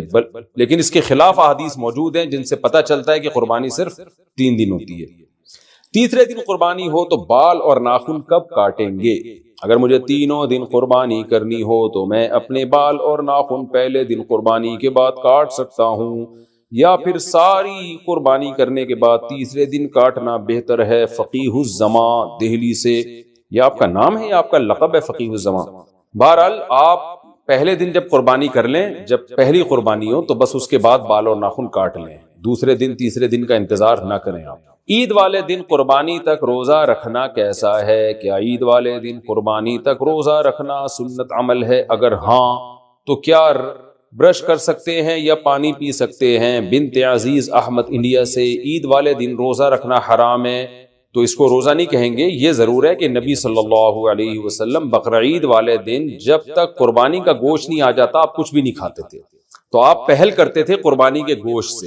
اس کی وجہ بھی ظاہر ہے کہ اللہ کی طرف سے ضیافت ہے، تو یہ تواضع اور عبدیت کا تقاضا ہے کہ بھئی جب تک اللہ تعالیٰ کی طرف سے گوشت ہمیں نہیں مل جائے گا، جو قربانی کا گوشت ہے، جو اللہ کے ہم مہمان ہیں، تو ہم وہی کھائیں گے سب سے پہلے. تو اس لیے افضل یہی ہے کہ عید کے دن آپ کچھ بھی نہ کھائیں، پانی وانی پی سکتے ہیں، تو ویسے آپ کچھ نہ کھائیں جب تک گوشت قربانی کا سامنے نہیں آ جاتا، تو قربانی کا گوشت آپ استعمال کریں بہتر ہے. لیکن بعض دفعہ قربانی شام کو ہو رہی ہے، عصر میں ہو رہی ہے، تو سارا دن تو پھر آپ بھوکے پیاسے رہنا بہت مشکل ہوتا ہے، پھر کھانے میں کوئی حرج بھی نہیں ہے. 9 ذی الحجہ کے روزے کی فضیلت. کیا یوم عرفہ کا روزہ رکھنا کسی حدیث سے ثابت ہے؟ نیز عرفہ کا ایک روزہ سنت ہے یا 2؟ حبیب خان سعودی عرب سے. صحیح حدیث میں ہے کہ عرفہ کا ایک روزہ اگلے اور پچھلے سال کے ایک سال کے گناہوں کا کفارہ ہے، بہت بڑی فضیلت ہے. اور صحیح حدیث سے 9 ذی الحجہ کا روزہ ثابت ہے، اس میں 2 نہیں ملانا سنت ہے. کوئی ملا لے تو کوئی غلط بھی نہیں ہے، بلکہ پورا ہی 9 دنوں تک روزے رکھ لے تو بہت اچھی بات ہے. لیکن جیسے محرم میں ہم کرتے ہیں نا 9-10 محرم یا 10-11 محرم، تو ایسا ذی الحجہ میں نہیں ہے، صرف ایک روزہ بھی رکھ لیں گے 9 تاریخ کا تو سنت ادا ہو جائے گی. کیا 9 ذی الحجہ کا روزہ سعودیہ کے حساب سے ہوگا؟ 9 ذی الحجہ کا روزہ سعودیہ کے حساب سے رکھیں یا پاکستان کی 9 تاریخ کے حساب سے؟ شمائلہ صاحبہ کراچی سے. دیکھیں جتنی بھی عبادتیں جن کا کسی دن یا وقت سے تعلق ہے وہ اسی ملک کے وقت کے حساب سے ہوں گی. ہماری عید الفطر ہمارے چاند کے حساب سے، ہماری عصر کی نماز یہاں جب عصر کا وقت داخل ہوگا، ہمارے ایام نہر جب یہاں 10 ذی الحجہ ہوگی، تو یہ کیسے ممکن ہے کہ ہمارا عرفہ ان کے حساب سے ہو؟ تو ہمارا عرفہ جو ہمارے یوم عرفہ کے حساب سے ہوگا 9 تاریخ کو. تو اب جن ملکوں میں 12-12 گھنٹے کا فرق ہے تو وہاں تو عرفہ کا دن ہی داخل نہیں ہوگا، حالانکہ سعودی عرب میں عرفہ کا دن شروع ہو چکا ہوگا، وہاں تو رات ہوگی. تو اس لیے جو 9 تاریخ کی فضیلت ہے نا وہ اس ملک کے حساب سے جب 9 ذی الحجہ ہوگی، تو اس لیے کیونکہ جتنی بھی عبادتیں ہیں نا جن کا کوئی وقت کے ساتھ تعلق ہے تو وقت ان کے لیے ظرف یا معیار ہوتا ہے، یہ فقہ کی اصطلاح ہے۔ تو ظرف یا معیار یعنی سبب ہوتا ہے ان کے لیے، تو جب وہ سبب پایا جائے گا تو عبادت متوجہ ہوگی۔ تو سبب جس ملک میں جو تاریخ ہے وہی اس کا سبب ہے۔ جیسے فجر کا وقت جب یہاں داخل ہوگا تو یہاں فجر کا ہوگا، سعودیہ کے حساب سے ہم نہیں چلیں گے، ظہر یہاں کے حساب سے، عصر یہاں کے حساب سے، تو عیدین یہاں کے حساب سے، رمضان یہاں کے حساب سے، تو عرفہ بھی یہیں کے حساب سے، لیلۃ القدر بھی یہیں کے حساب سے ہوگی، ہر چیز یہیں کے حساب سے ہوگی۔ پھر ذی الحجہ میں کون سے دن روزہ رکھنا حرام ہے؟ ذی الحجہ کے مہینے میں ایام 20 کے روزے کب رکھیں گے؟ سنا ہے کہ 13 ذی الحجہ کا روزہ نہیں ہوتا۔ مریم خان جی بالکل نہیں ہوتا، 10 11 12 اور 13 یہ 4 روزے ذی الحجہ میں حرام ہیں۔ تو ایام 20 کے روزے آپ 14 15 16 کو رکھ لیں، وہ انشاءاللہ ایام 20 کے روزوں کا آپ کو پورا ثواب ملے گا۔ بچے کو 2 سال سے زائد دودھ پلانے کا گناہ ہوگا اگر کوئی خاتون بچے کو 2 سال کے بعد تک، مطلب بچہ 3 سال کا ہو گیا اور وہ دودھ پلا رہی ہوں، تو کیا وہ گناہگار ہوں گی؟ زوجہ ظفر اقبال دبئی سے جی بالکل گناہگار ہوں گی۔ فقہ حنفی میں بھی فتویٰ اسی پر ہے کہ 2 سال کے بعد دودھ پلانا جائز نہیں ہے۔ تو بچہ جب 2 سال کا اسلامی لحاظ سے 2 سال کا ہو جائے تو اس سے پہلے دودھ بند کرانا لازم ہے۔ بقرعید کی رات عبادت کی فضیلت کیا 9 ذی الحجہ یا شب بقرعید یعنی دونوں عیدین جو ہے ان کی عبادت کی فضیلت ثابت ہے۔ تنویر خان جو عید الفطر یا عید الاضحیٰ کی رات کی عبادت کی فضیلت ہے یہ کسی بھی صحیح حدیث سے ثابت نہیں ہے، اس بارے میں روایات ضعیف بھی ہیں اور حد درجے کی کمزور روایات ہیں اور قیاس کے بھی خلاف ہیں۔ قیاس کا مطلب جو دوسری دیگر احادیث سے جو مضمون مترشح ہو رہا ہے اس کے بھی خلاف۔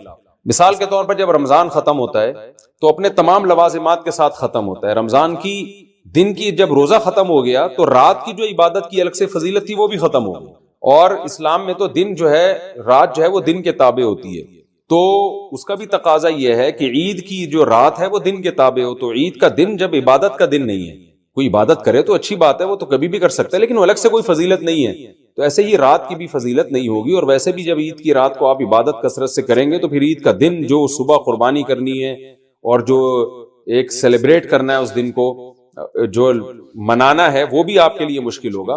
تو اس بارے میں احسن الفتاوی میں حضرت مفتی رشید احمد صاحب رحمہ اللہ تعالیٰ کا بڑا مدلل رسالہ موجود ہے، اس میں انہوں نے دلائل سے یہی ثابت کیا ہے کہ عیدین کی رات کی جو فضیلت ہے وہ ثابت نہیں ہے، لہذا اس کو سنت سمجھنا ٹھیک نہیں ہے، اس کی فضیلت بیان کرنا ٹھیک نہیں ہے، چاہے وہ بقرعید ہو چاہے وہ عید الفطر ہو۔ لیکن بہرحال مسئلہ اختلافی ہے، اگر کوئی عالم اس کی فضیلت کا قائل ہے تو ہم اس کو بدعت ہی نہیں کہیں گے بلکہ یہ کہیں گے ان کا اس مسئلے میں اختلاف ہے۔ تو جو ہماری رائے تھی وہ ہم نے آپ کے سامنے پیش کر دی، اگر کسی کی رائے اس کے خلاف ہو تو بھی ٹھیک ہے، وہ کوئی عام آدمی کو اس کی رائے سمجھ میں آتی ہے ان کی رائے پر عمل کر لے، لیکن علماء کے خلاف زبان درازی کرنا اختلافی مسائل میں کہ ابے ان کو تو کچھ پتہ ہی نہیں ہے، ابے ان کو کیا پتہ حدیث کا، ابے یہ بدعتی ہیں، ابے یہ مفتی طارق مسعود جو ہے نا یہ ایک نئے مسئلے لا رہا ہے، تو یہ یا کسی اور بڑے عالم پر آپ اعتراض شروع کر دیں، ہم تو چھوٹے آدمی ہیں، تو یہ طریقہ ٹھیک نہیں ہے۔ اختلاف کو اختلاف کی حد تک ہی رکھنا چاہیے۔ تو ہماری رائے یہی ہے کہ عیدین کی جو رات کی عبادت ہے وہ کسی مستند روایت سے ثابت نہیں ہے۔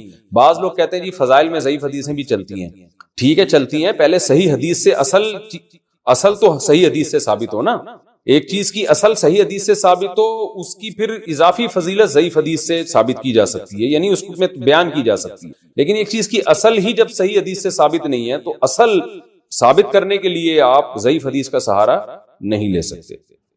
اچھا بھائی، عید میں والدین وغیرہ سے جھک کر ملنا، بعض لوگ عید وغیرہ کے موقع پر کسی بڑے مثلاً والدین سے ملتے وقت جھک جاتے ہیں، کیا یہ جھکنا جائز ہے؟ محمد فہد نواز ضلع اسماعیل خان سے کسی کے سامنے بھی جھکنا یہ جائز نہیں ہے، چاہے والدین ہو یا کوئی اور ہو۔ البتہ سلام کے لیے جب آپ ہاتھ چومنے کے لیے یا گلے ملنے کے لیے وہ خود بخود آٹومیٹیکلی انسان تھوڑا سا جھک جاتا ہے، وہ جائز ہے۔ تو عید کے موقع ہو یا بغیر کوئی موقع ہو عید کے علاوہ، سجدہ کی بھی یہ بھی جھکنا جو ہے یہ بھی ایک قسم کا سجدہ ہی کہلاتا ہے، تو یہ اللہ کے علاوہ کسی کے سامنے جائز نہیں ہے۔ البتہ تواضع کرتے وقت جو انسان ایسے تھوڑا سا ٹھٹھر سا جاتا ہے وہ ٹھیک ہے، تو اس میں آٹومیٹیکلی تھوڑا سا انحنا ہو جاتا ہے، انحنا کا مطلب تھوڑا سا جھکاؤ پیدا ہو جاتا ہے، وہ جھکاؤ وہ جھکنے کی نیت سے نہیں ہوتا، وہ ویسے ہی جب آپ کسی سے گردن کی یوں کر کے ملتے ہیں تو وہ آٹومیٹیکلی ایسا ہو جاتا ہے، وہ اس جھکنے میں داخل نہیں ہے، تو وہ ماں باپ کے ساتھ بھی ہو سکتا ہے۔ عقیقے کے جانور کی کیا شرائط ہیں؟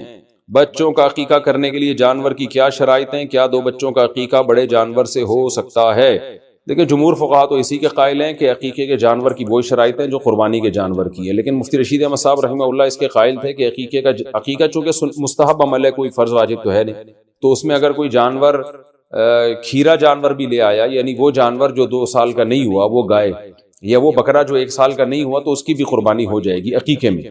لیکن کوئی احتیاط پر عمل کرنا چاہے تو احتیاط یہی ہے کہ عقیقے میں بھی وہی جانور ہو جو قربانی میں ہوتا ہے، یعنی بکرا کم از کم 1 سال کا، دمبا موٹا تازہ ہو تو 6 مہینے کا، اور گائے جو ہے 2 سال کی۔ تو عقیقے میں بھی یہی کر لینا چاہیے۔ باقی یہ ہے کہ بچوں کا عقیقہ بڑے جانور میں ہو سکتا ہے، بالکل ہو سکتا ہے، اور بقرعید کی گائے میں بھی ہو سکتا ہے، تو بڑے جانور میں بھی عقیقہ کیا جا سکتا ہے، یعنی اس کا 1 حصہ لے لیں، اگر بچی ہے اور بچہ ہے تو 2 حصے ڈال دیں، تو یہ بھی جائز ہے۔ قربانی کا گوشت 3 حصوں میں تقسیم کرنا لازم ہے۔ قربانی کے گوشت کو 3 حصوں میں یعنی اپنے علاوہ رشتہ داروں اور غریبوں میں تقسیم کرنا لازم ہے، یا سارا گوشت خود بھی رکھ سکتے ہیں۔ بنت طالب کراچی سے، بہتر یہ ہے کہ 3 حصے کر دیں، 1 رشتہ داروں کے لیے، 1 مستحقین کے لیے، غریبوں کے لیے، اور 1 اپنے لیے۔ کوئی لازمی نہیں ہے، آج کل تو جتنے رشتہ دار ہیں اکثر قربانی کر رہے ہوتے ہیں، تو اگر رشتہ داروں کا حصہ نہ بھی رکھا تو 1/3 آپ غریبوں کے لیے نکال دیں تو بھی ٹھیک ہے۔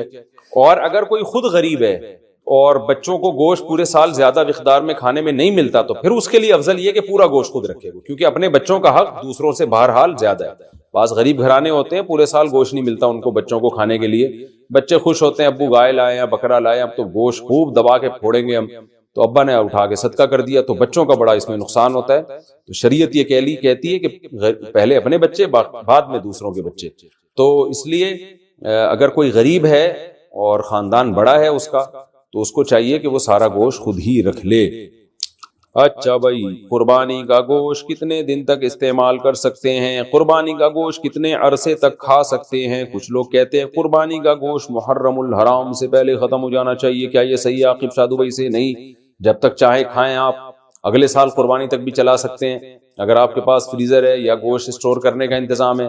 باقی یہ کہ اگر اللہ نے مال دیا ہے تو کھائیں اور کھلا کے ختم کریں، غریب ہیں تو اسٹور کر لیں، تو مالدار ہیں تو 1 کھا لیں اور جتنا کھا سکتے ہیں اور کھلا بھی دیں، جلدی جلدی کر لیں۔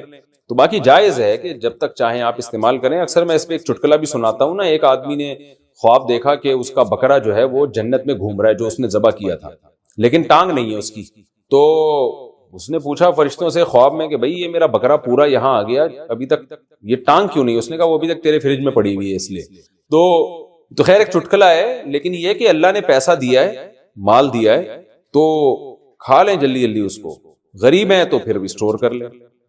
قربانی کا گوشت کیا غیر مسلم کو دے سکتے ہیں؟ قربانی کا گوشت غیر مسلم کو دینا کیسا ہے؟ یہاں اکثر غیر مسلم کے ساتھ کاروبار وغیرہ کے معاملات ہوتے ہیں، وہ بے تکلفی سے گوشت کا سوال کر دیتے ہیں، اس بارے میں شرعاً کیا حکم ہے؟ خالد خان یوپی سے، بالکل دے سکتے ہیں، غیر مسلم کو قربانی کا گوشت دے بھی سکتے ہیں، اس کے ساتھ حسن سلوک کا ثواب بھی ملے گا انشاءاللہ۔ گھر میں مشترک نظام ہو تو گوشت کی تقسیم کا حکم۔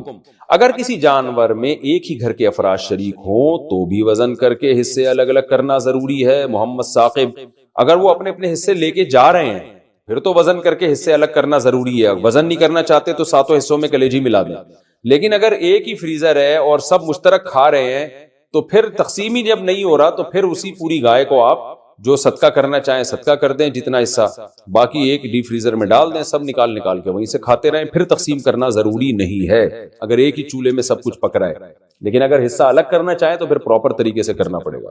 مشترکہ جانور میں پائے وغیرہ کی تقسیم کا طریقہ۔ مشترکہ جانور میں پائے کی تقسیم کس طرح کی جائے گی؟ طارق امین نوشہرہ سے، بھائی جس پہ سب راضی ہوں، بعض لوگ پائے میں دلچسپی رکھتے ہیں تو ان کو پائے کھانے کا شوق ہوتا ہے تو ان کو پائے دے دیں اور کسی اور کو اس کے بدلے میں کلیجی دے دیں، وہ کہے نہیں جی مجھے پائے ہی چاہیے، تو آپس میں ایڈجسٹمنٹ کر لیں۔ اتنی بھی ہمارے معاشرے میں میرا خیال ہے نیچ پنا نہیں ہے کہ پایوں پہ جنگ شروع ہو جائے گی۔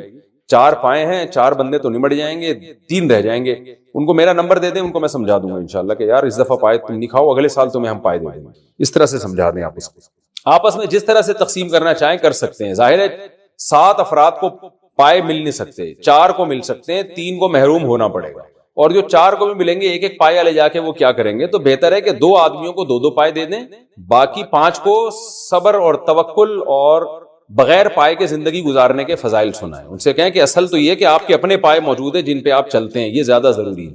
تو ان کو مغز دے دیں, کچھ بھی دے دیں, تو آپس میں جس طرح سے ایڈجسٹمنٹ کر لیں وہ ہو جائے گی. اچھا بھائی, قربانی میں ہاتھ بٹانے والوں کو بدلے میں گوشت دینا. قربانی کا جانور ذبح ہونے کے بعد بہت سے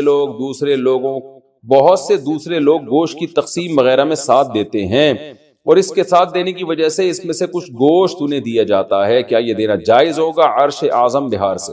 دیکھیں, قربانی میں جو بھی ہاتھ بٹا رہا ہے, چاہے قصائی ہو یا کوئی بھی ہو, اس کو اجرت کے طور پہ قربانی کے گوشت میں سے دینا بالکل جائز نہیں. اجرت کا مطلب پہلے سے طے ہو, قصائی سے بات ہو گئی, بھائی اتنا تو تیرے پیسے ہوں گے اور اتنا گوشت ہوگا, یہ حرام ہے.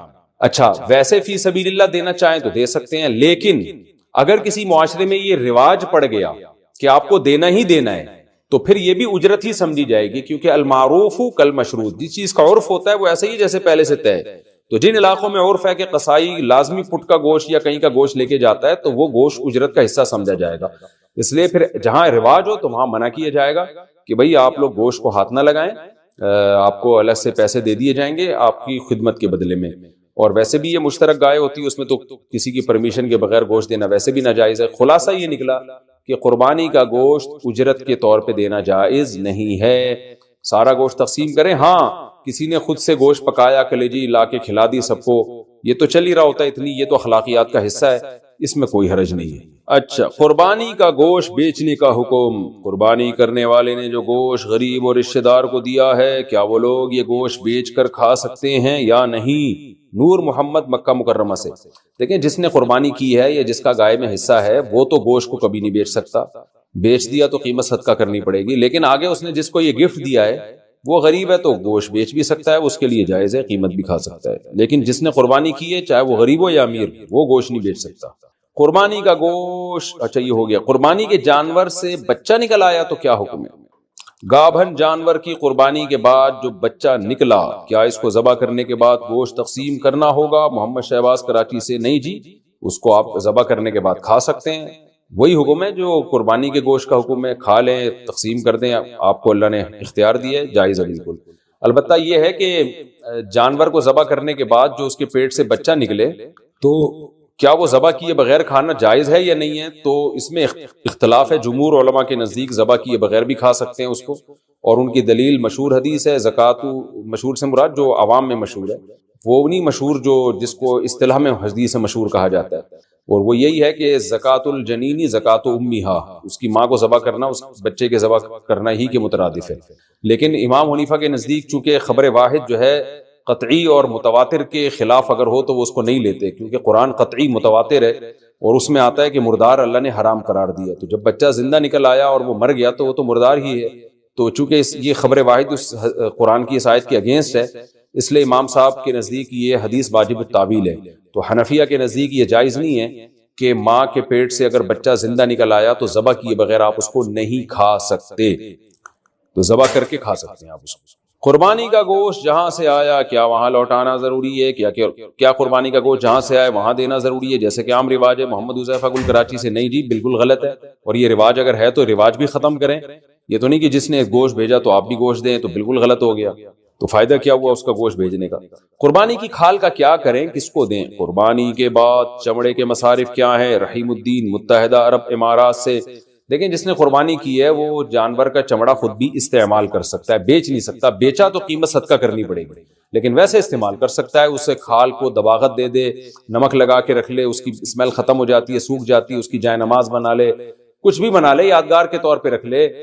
لیدر تو بڑی ایک قیمتی چیز ہے, بہت ساری چیزیں بن سکتی ہیں اس سے.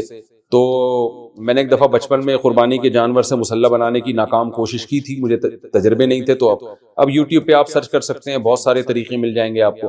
تو ایک بڑا اچھا لیدر مل جاتا ہے آپ کو, تو وہ جائز ہے, استعمال کر سکتے ہیں. لیکن اگر بیچ دیا تو پھر اس کی قیمت صدقہ کرنی پڑے گی. اسی طرح قربانی کی کھال آپ کسی کو صدقہ بھی کر سکتے ہیں. خلاصہ یہ کہ اس سے بزنس نہیں آپ کر سکتے. جس کو صدقہ کیا وہ جو چاہے کرے, آپ کے لیے اس کو یا تو ایز اٹ از استعمال کریں, یا اس کو بیچ دیا تو اس کی قیمت صدقہ کر دیں, ورنہ اس کھال ہی کو صدقہ کر دیں. آپ اجرت میں بھی نہیں دی جا سکتی قصائی کو کہ تم یہ جانور ذبح کرو, کھال تمہاری ہوئی, یہ بھی جائز نہیں ہے. قربانی کی کھال امام مسجد کو دینا, کیا قربانی کی کھال امام کو امامت کی وجہ سے دینا جائز ہے؟ احتشام الحق. امامت کی وجہ سے کا مطلب یہ کہ امام کی اجرت میں وہ شامل ہو پھر تو حرام ہے، ناجائز ہے. لیکن اگر امام کی اجرت کا حصہ نہیں ہے بلکہ امام غریب ہے اور غریب اور مستحق سمجھ کے اس کو دیا جا رہا ہے تو کسی کی بھی غریب کو دی جا سکتی ہے، تو امام بھی اگر غریب ہے تو اس کو بھی دی جا سکتی ہے. قربانی کی کھال گھر میں استعمال کرنا، کیا قربانی کی کھال اپنے کسی ذاتی استعمال میں لا سکتے ہیں؟ کوئی چیز بنوا کر گھر میں استعمال کر سکتے ہیں؟ حذیفہ ندیم کراچی سے، جی بالکل کر سکتے ہیں، تو کوئی حرج نہیں ہے، بالکل جائز ہے. لیکن بیچ دیا تو قیمت صدقہ کرنی پڑے گی. جانور کے ساتھ حرام اجزاء، جانور کی جو ساتھ حرام چیزیں ہوتی ہیں ان میں ایک غدود بھی ہے. یہ غدود کیا چیز ہوتی ہے وضاحت کر دیں. نور الامین حقانی، جانور کے جو چند اعضاء حرام ہیں وہ اس لیے حرام ہے کہ قرآن نے خبیث چیزوں کو حرام قرار دیا ہے. جگہ جگہ قرآن میں آتا ہے.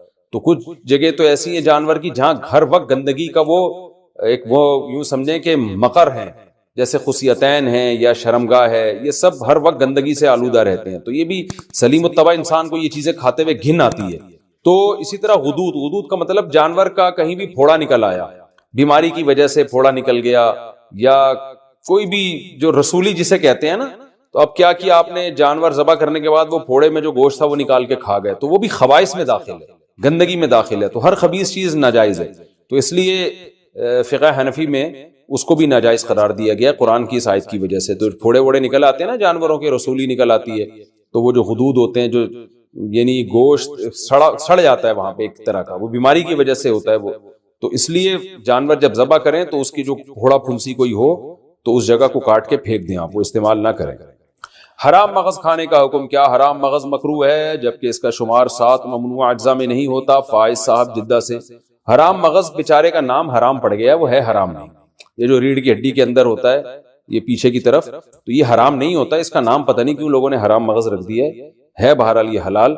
تو اور حرام مغز کھانے والوں کو، جو حرام مغز کو حرام کہتے ہیں، جب آپ ان کو سمجھاؤ کہ یہ حرام نہیں ہے تو وہ مغز کھانے لگتے ہیں، یعنی ہمارا مغز کھانے لگتے ہیں. تو ہم کہتے ہیں یار یہ ایک حلال مغز کو حرام کہنے کا نتیجہ ہے جس کی وجہ سے تم ہمارا حلال مغز کھا رہے ہو.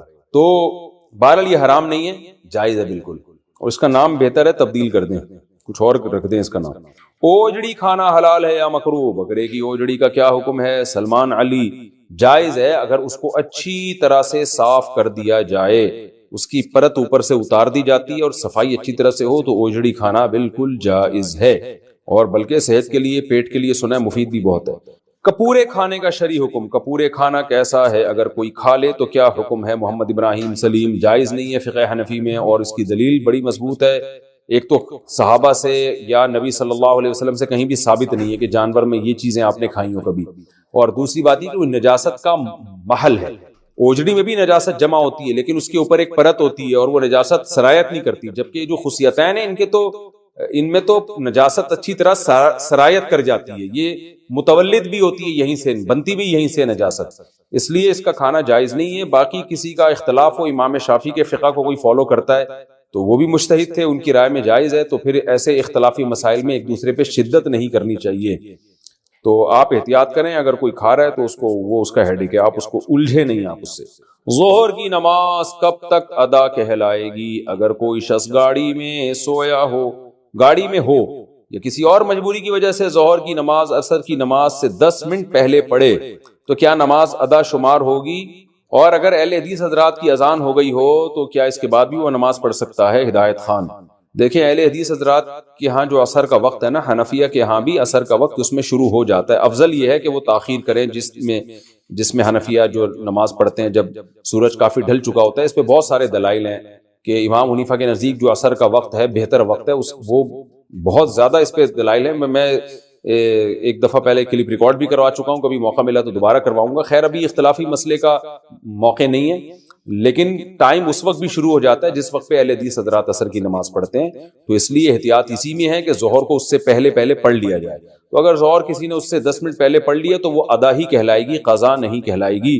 اور اگر کسی نے اہل حدیث کے وقت میں عصر پڑھ لی تو عام حالات میں ایسا کرنا بہتر نہیں ہے، افضل نہیں ہے، خلاف سنت ہے ہماری رائے میں. لیکن اگر پڑھ لی تو اثر ہو جائے گی. البتہ سفر میں ہو آپ یا کوئی مشکل میں ہو تو پھر ضرورت کے وقت اس وقت بھی نماز بلا کراہت درست ہے. کوئی حرج نہیں ہے اس میں۔ تکبیرات تشریق کس پر واجب ہے؟ تکبیرات تشریق کس پر واجب ہے، اس کے پڑھنے کا کیا طریقہ ہے، نیز کتنے دن یہ پڑھی جاتی ہے؟ حسین وزیر۔ دیکھیں راجح قول کے مطابق تکبیرات تشریق گاؤں میں رہنے والوں پر بھی واجب، شہر میں رہنے والوں پر بھی واجب، اور مرد پر بھی عورت پر بھی، ہر عاقل بالغ پر واجب ہے۔ مرد اونچی آواز سے پڑھیں گے اور خواتین آہستہ آواز سے پڑھیں گی، اور جماعت سے نماز پڑھیں یا انفرادی نماز پڑھیں، ہر صورت میں واجب ہے۔ تو تکبیرات تشریق کیا ہے؟ اللہ اکبر لا الہ الا اللہ واللہ اکبر وللہ الحمد، یہ ایک دفعہ پڑھی جائے گی تکبیر۔ تو مرد اونچی آواز سے پڑھیں اور خواتین آہستہ آواز سے، اور خواتین یاداشت کے طور پر اپنی جائے نماز کے قریب کوئی پرچی ورچی رکھ لیں، کیونکہ خواتین بھول جاتی ہیں۔ مردوں میں تو یہ ہوتا ہے کسی ایک نے بھی اونچی آواز سے پڑھی سب کو یاد آ جاتا ہے، لیکن خواتین کے لیے چونکہ آہستہ آواز سے تو ان کو یاد دلانے والا کوئی نہیں ہوتا، تو گناہ ملتا ہے۔ یہ تکبیرات پڑھنا واجب ہے۔ باقی یہ کہ کب سے واجب ہیں، تو 9 ذی الحجہ کی فجر، یعنی بقرعید سے ایک دن پہلے فجر کی نماز سے یہ شروع ہوں گی، اور پھر 13 ذی الحجہ یعنی بقرعید کے 3 دن اور اس کے علاوہ ایک اور دن، اس میں عصر کی جو نماز ہوگی وہ آخری تکبیر اس میں کہی جائے گی، مغرب میں نہیں کہی جائے گی۔ تو 13 ذی الحجہ کی عصر تک 9 ذی الحجہ کی فجر سے شروع کی جائے گی۔ تو یہ تکبیرات تشریق ہیں۔ تکبیرات تشریق صرف قربانی کرنے والوں کے لیے ہے۔ بقرعید کی تکبیریں کن لوگوں کو پڑھنی چاہیے؟ قربانی کرنے والوں کو یا ہر ایک کو؟ اور یہ تکبیرات کتنے دن تک پڑھنی چاہیے؟ حسین وزیر۔ یہ میں نے آپ کو اس سوال کا جواب اس سے پہلے والے سوال میں ڈیٹیل سے دے دیا ہے۔ جو قربانی کر رہے ہیں وہ بھی، جو نہیں کر رہے وہ بھی، سب پر لازم ہے۔ تنہا نماز پڑھنے والا تکبیرات تشریق پڑھے گا اگر 10 11 12 ذی الحجہ کو کسی نے فرض نماز امام کے ساتھ نہیں پڑھی لیکن وقت کے اندر اندر ہی تنہا نماز ادا کر لی، تو کیا وہ تکبیرات تشریق پڑھ سکتا ہے؟ شمیم الحسن انڈیا سے، جی اس پر بھی واجب ہے، پڑھے گا۔ اور یہ 10 11 12 نہیں، 9 10 11 12 13 ان دنوں میں واجب ہوتی ہے۔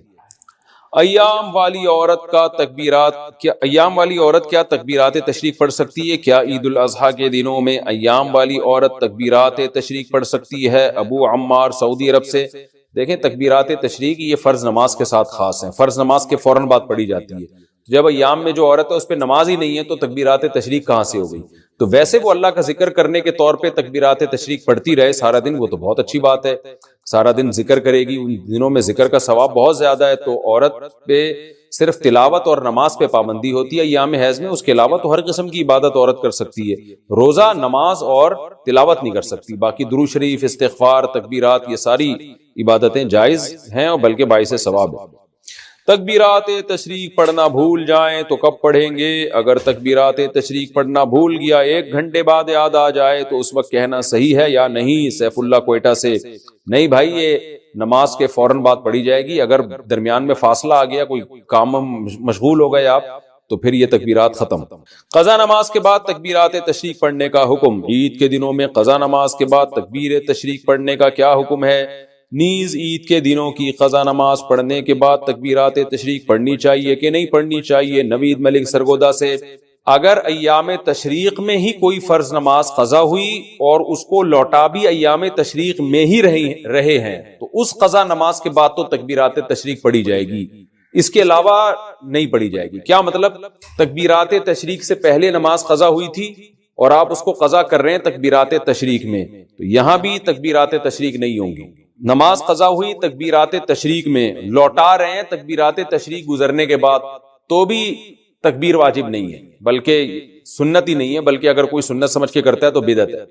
اس سال تکبیرات تشریق میں آپ کی نماز قضا ہوئی، آپ اگلے سال ایام تشریق میں، اس سال ایام تشریق میں آپ کی نماز قضا ہوئی، آپ اگلے سال ایام تشریق میں نماز قضا لوٹا رہے ہیں تو بھی تکبیرات تشریق نہیں ہے۔ تو صرف ایک صورت میں ہے قضا نمازوں میں کہ اسی سال کے ایام تشریق کی قضا نماز اسی سال کے ایام تشریق میں لوٹائیں گے تو اس کے بعد تکبیر پڑھیں گے، ادروائز نہیں پڑھیں گے۔ گائے مر جائے تو دفن کریں یا ویسے ہی پھینک دیں؟ بھینس یا گائے یا اس کا بچہ فوت ہو جائے، یعنی قربانی کے جانور کی بات ہی ہو رہی ہے، ظاہر ہے تو اس کو دفن کرنا چاہیے یا ایسے ہی پھینک دینا چاہیے؟ حامد میر سکھر سے۔ ایسے ہی پھینکیں گے، بدبو ہوگی، اسمیل ہوگی، سارے گلی محلے کے کوے، کتے، چوہے، بقرعید آپ کی ہوگی، منائیں گے وہ، اور پھر وہ بہت گندگی ہوتی ہے اس سے. تو بہتر یہی ہے کہ بھائی یا تو اس کو دفن کر دیں یا اس کو بہت دور لے جا کے آبادی سے کہیں ٹھکانے لگا دیں تاکہ آبادی میں گندگی نہ ہو. لوگ کہہ سکتے ہیں کتوں کو کھانا کھلائے، تو دیکھو مردار چیز جانور کو کھلانا بھی جائز نہیں ہے، چاہے کتے ہو چاہے کوے ہو. تو آپ کچرے میں پھینک دیں، پھر کتے خود ہی کھا لیں تو ان کی مرضی ہے، لیکن آپ کے لیے اس نیت سے کتوں کے آگے ڈالنا یا جانور کے آگے ڈالنا کھلانے کی نیت سے تو یہ جائز نہیں ہے. مردار گوشت کھلانے کی آپ کو جانور کو بھی اجازت نہیں ہے کہ جانور کو بھی آپ نہیں کھلا سکتے، وہ اپنی ارادے سے آپ پھینک دیا، جانور خود کھا رہا ہے تو ایک الگ بات ہے. لیکن شہر کے بیچ میں پھینکیں گے تو اگرچہ جانور خود ہی کھا لیں گے، لیکن یہ کہ وہ آپ نہیں کھلا رہے، آپ نے کھلانے کی نیت نہیں تھی، وہ خود کھا رہے ہیں، لیکن گندگی تو بہرحال ہوگی نا، اس کے تعفن، بدبو، جراثیم پھیلیں گے. تو اس لیے اس کو دفن کریں یا آبادی سے بہت دور اس کو پھینک دیں. گائے مر گئی تو اس کی کھال استعمال کر سکتے ہیں. بھینس کا بچہ فوت ہونے کے بعد کسی ضرورت کے لیے اس کا چمڑا اتار سکتے ہیں. حامد میر سکھر سے، جی مردار کی کھال سے فائدہ اٹھایا جا سکتا ہے دباغت کے بعد، یہ جائز ہے. اگر آپ نے مردار جانور، گائے مر گئی یا اس کا بچہ مر گیا یا بھینس مر گئی یا اس کا بچہ مر گیا، اور آپ نے اس کی کھال اتار کے اس کو دباغت دے دی، دباغت کہتے ہیں خشک کر لیا اس کو ایک پروسیس کے تحت، نمک لگا کے یا کوئی مشین وغیرہ کے ذریعے، کیمیکل وغیرہ کے ذریعے، تو اگر خشک کر لیا، اس کی اسمیل، بدبو بالکل ختم ہو گئی، تو پھر اس سے فائدہ اٹھانا، کھانا تو جائز نہیں ہے، ظاہر ہے مردار ہے، لیکن یہ کھال سے فائدہ اٹھانا جو ہے وہ جائز ہو جائے گا. حاملہ عورت کے لیے ڈیلیوری سے پہلے نماز کا حکم. حاملہ عورت نماز کب سے چھوڑ سکتی ہے؟ بچہ پیدا ہونے والے دن سے یا اس سے پہلے؟ خالد صاحب سویڈن سے. نہیں جی، جب تک بچے کی پیدائش نہیں ہو جاتی عورت پر نماز واجب ہوتی ہے، اور اس بارے میں بہت سخت احکام ہے، خواتین اس کی پرواہ نہیں کرتی. یاد رکھیں اسلام میں نماز قضا کرنے سے بڑا کوئی گناہ نہیں ہے. تو جس دن بچے کی ولادت ہونے والی عورت اس وقت بھی نماز پڑھے گی، جب تک بچے کی ولادت یعنی بچے جسم سے باہر نہیں آ جاتا، اور بلیڈنگ جیسے ہی باہر آتا ہے تو ظاہر نفاس کا خون شروع ہو جاتا ہے، پھر نماز معاف ہو جاتی ہے. اس سے پہلے اگر ٹائم ہے تو عورت پر نماز پڑھنا واجب ہے. اور اگر اتنا تھوڑا ٹائم رہ گیا کہ ولادت بھی ہونے والی اور نماز بھی قضا ہو رہی ہے، اور ممکن ہی نہیں ہے نماز کی نیت باندھنا، درد ہو رہا ہے، تکلیف ہو رہی ہے، اور بچے کی پیدائش کا عمل شروع ہونے والا ہے یا ہو چکا ہے، اور نماز پڑھنا اس کے لیے ممکن ہی نہیں رہا، تو پھر چونکہ نماز کا وقت بہرحال داخل ہو چکا تھا تو اس پر وہ نماز کا قضا کرنا واجب ہے. توبہ استغفار بھی کرے کہ اتنی دیر کیوں کی نماز میں، اس کو چاہیے تھا نماز کا ٹائم داخل ہوتا فوراً نماز پڑھ لیتی، لیکن یہ کہ نماز پھر بعد میں قضا کرنی پڑے گی کیونکہ یہ نماز اس پر واجب ہو چکی تھی. یا اتنا ٹائم اگر پاکی کے ٹائم میں مل گیا نا کہ وہ وضو کر کے تکبیر تحریمہ کہہ کے نیت باندھ سکتی تھی، تو کسی عورت کو اتنا بھی ٹائم مل گیا تو اس پر وہ نماز واجب ہو جاتی ہے. ادا نہیں کر سکی تو قضا کرنی پڑے گی اس کو. تیسرے آپریشن کا خوف ہو تو حمل گرانے کا حکم. میری گھر والی کے 2 آپریشن ہو چکے ہیں، اب 3 ہفتے کا حمل ہے، تیسرے آپریشن سے سخت ڈرتی ہے، کیا ہم حمل گرا سکتے ہیں؟ فیاض احمد ڈیرہ اسماعیل خان سے. دیکھیں 4 مہینے کے بعد تو حمل گرانا کسی قیمت پہ جائز نہیں ہے. 4 مہینے سے پہلے کوئی شرعی عذر ہو، واقعی عذر ہو تو گرا سکتے ہیں، ادروائز نہیں. تو آپریشن سے بچہ پیدا ہونا تو کوئی ایسا شرعی عذر نہیں ہے جس کی بیس پہ حمل گرانا جائز ہو. ہاں آپریشن کی وجہ سے اگر خطرات ہیں، ماں کی جان کو خطرہ ہے، یا کوئی خدا نخواستہ معذوری کا خطرہ ہے، یا اور دوسرا یہ بھی ذہن میں رکھیں کہ آپریشن جو ڈاکٹر کر رہے ہوتے ہیں تو یہ چند ڈاکٹروں سے پوچھ لیں کہ بغیر آپریشن کے ہو سکتا ہے کہ نہیں ہو سکتا. آج کل ڈاکٹر خود بہت جلدی آپریشن کر رہے ہوتے ہیں پیسے بنانے کے چکر میں یا جان چھڑانے کے لیے. تو اس میں ماہرین ڈاکٹروں سے، کئی ڈاکٹروں سے رائے لے لیں پھر فیصلہ کریں. بہت سے کلینک ایسے ہیں، بہت سے اسپتال ایسے ہیں جہاں آپریشن نہیں ہونے دیتے، وہ نارمل ڈیلیوری ہوتی ہے. جو لوگ باہر ملکوں میں رہتے ہیں، چائنا وغیرہ میں، وہ تو ہمیں بتاتے ہیں کہ یہاں تو آپریشن کرنے نہیں دیتے جب تک بہت شدید مجبوری نہ ہو. یہاں تک کہ پیشنٹ کہہ رہا ہوتا ہے کہ آپریٹ کریں، وہ ڈاکٹر کہتا ہے نہیں، پھر وہ کہتے ہیں نہیں، نارمل اور نیچرل جو ہے وہی ہو، اسی طریقے سے ڈیلیوری ہوگی. تو یہ کوئی ایسا عذر نہیں ہے جس کی وجہ سے حمل گرانا جائز ہو. لیکن اگر واقعی کوئی ایسے خطرات ہیں، بیمار ہونے کا خطرہ ہے یا اور کوئی بڑا خطرہ ہے، تو پھر حمل گرایا جا سکتا ہے. لیکن صرف آپریشن کوئی ایسا شرعی عذر نہیں ہے.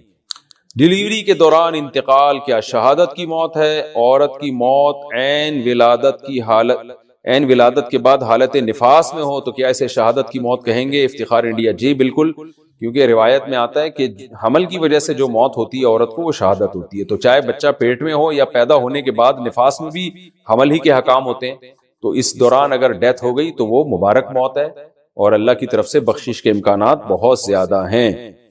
ایک سفر میں کتنے عمرے کر سکتے ہیں؟ ایک سفر میں کتنے عمرے کر سکتے ہیں؟ عبد الرحمان سعودی عرب سے: جتنے چاہیں عمرے کریں۔ تو علماء کا اس میں بڑا اختلاف ہے کہ ایک سفر میں ایک عمرہ کریں اور پھر زیادہ طواف پہ زور لگائیں یا زیادہ سے زیادہ عمرہ کریں، دونوں آ رہے ہیں، ہر ایک کے اپنے اپنے دلائل ہیں۔ تو عموماً سعودی علماء جو فتویٰ دے رہے ہوتے ہیں وہ یہی کہ ایک سفر میں چونکہ نبی نے ایک عمرہ کیا ہے تو اس لیے ایک عمرہ کریں اور پھر زیادہ ٹائم طواف میں لگائیں، لیکن بعض صحابہ سے ثابت ہے کہ ایک ایک سفر میں انہوں نے بہت سارے عمرے کیے ہیں، تو دونوں جائز ہیں، دونوں کی اپنی اپنی فضیلت ہے، جیسے چاہیں۔ ہر آدمی کا اپنا ذوق بھی ہوتا ہے اس بارے میں، تو آپ کو روحانی فائدہ کس چیز میں زیادہ ہو رہا ہے تو جس پہ چاہیں آپ عمل کر لیں۔ طواف میں عمرے کے بعد بال کاٹنا کہاں واجب ہے؟ عمرہ مکمل کر کے مینا جا کر میں نے سر منڈایا ہے تو کوئی دم تو لازم نہیں آئے گا؟ عبد الرحمان ریاض سے: حدود حرم میں کہیں بھی آپ بال کٹوا سکتے ہیں، حدود حرم سے باہر جا کے بال کٹوائیں گے تو دم لازم آئے گا۔ عصر کے بعد طواف کے 2 نفل کا حکم: عمرے کا طواف عصر کے وقت مکمل ہوا مگر مکروہ وقت کی وجہ سے 2 رکعت ادا کیے بغیر سعی کر لی، بعد میں اہلیہ طواف کے 2 نفل پڑھنا بھول گئیں، نیز اہلیہ نے بال یہ سوچ کر نہیں کاٹے کہ جدہ پہنچ کر کاٹیں گے، کیا اس صورت میں طواف کے نفل اور بال جدہ میں کاٹے جا سکتے ہیں؟ کوئی دم تو واجب نہیں ہوگا۔ طواف کے 2 نفل تو بعد میں بھی پڑھے جا سکتے ہیں، لیکن یہ جو دیکھیں عصر کے بعد نوافل پڑھنا مکروہ ہے، اختلافی مسئلہ ہے، دیگر ائمہ کے نزدیک طواف کے 2 نفل عصر کے بعد بھی پڑھے جا سکتے ہیں، فقہ حنفی میں جائز نہیں ہے، اور اس کی دلیل یہی ہے کہ عصر کے بعد جو مکروہ وقت ہے اس لیے یعنی نوافل کا وقت نہیں ہے، وہ فرض نماز اگر عصر کی کسی نے پڑھ لی ہے، لیکن جو حدود حرم سے نکلنے کے بعد آپ کی اہلیہ نے بال کاٹے نا تو اس کی وجہ سے دم واجب ہو جائے گا، کیونکہ بال حدود حرم کے اندر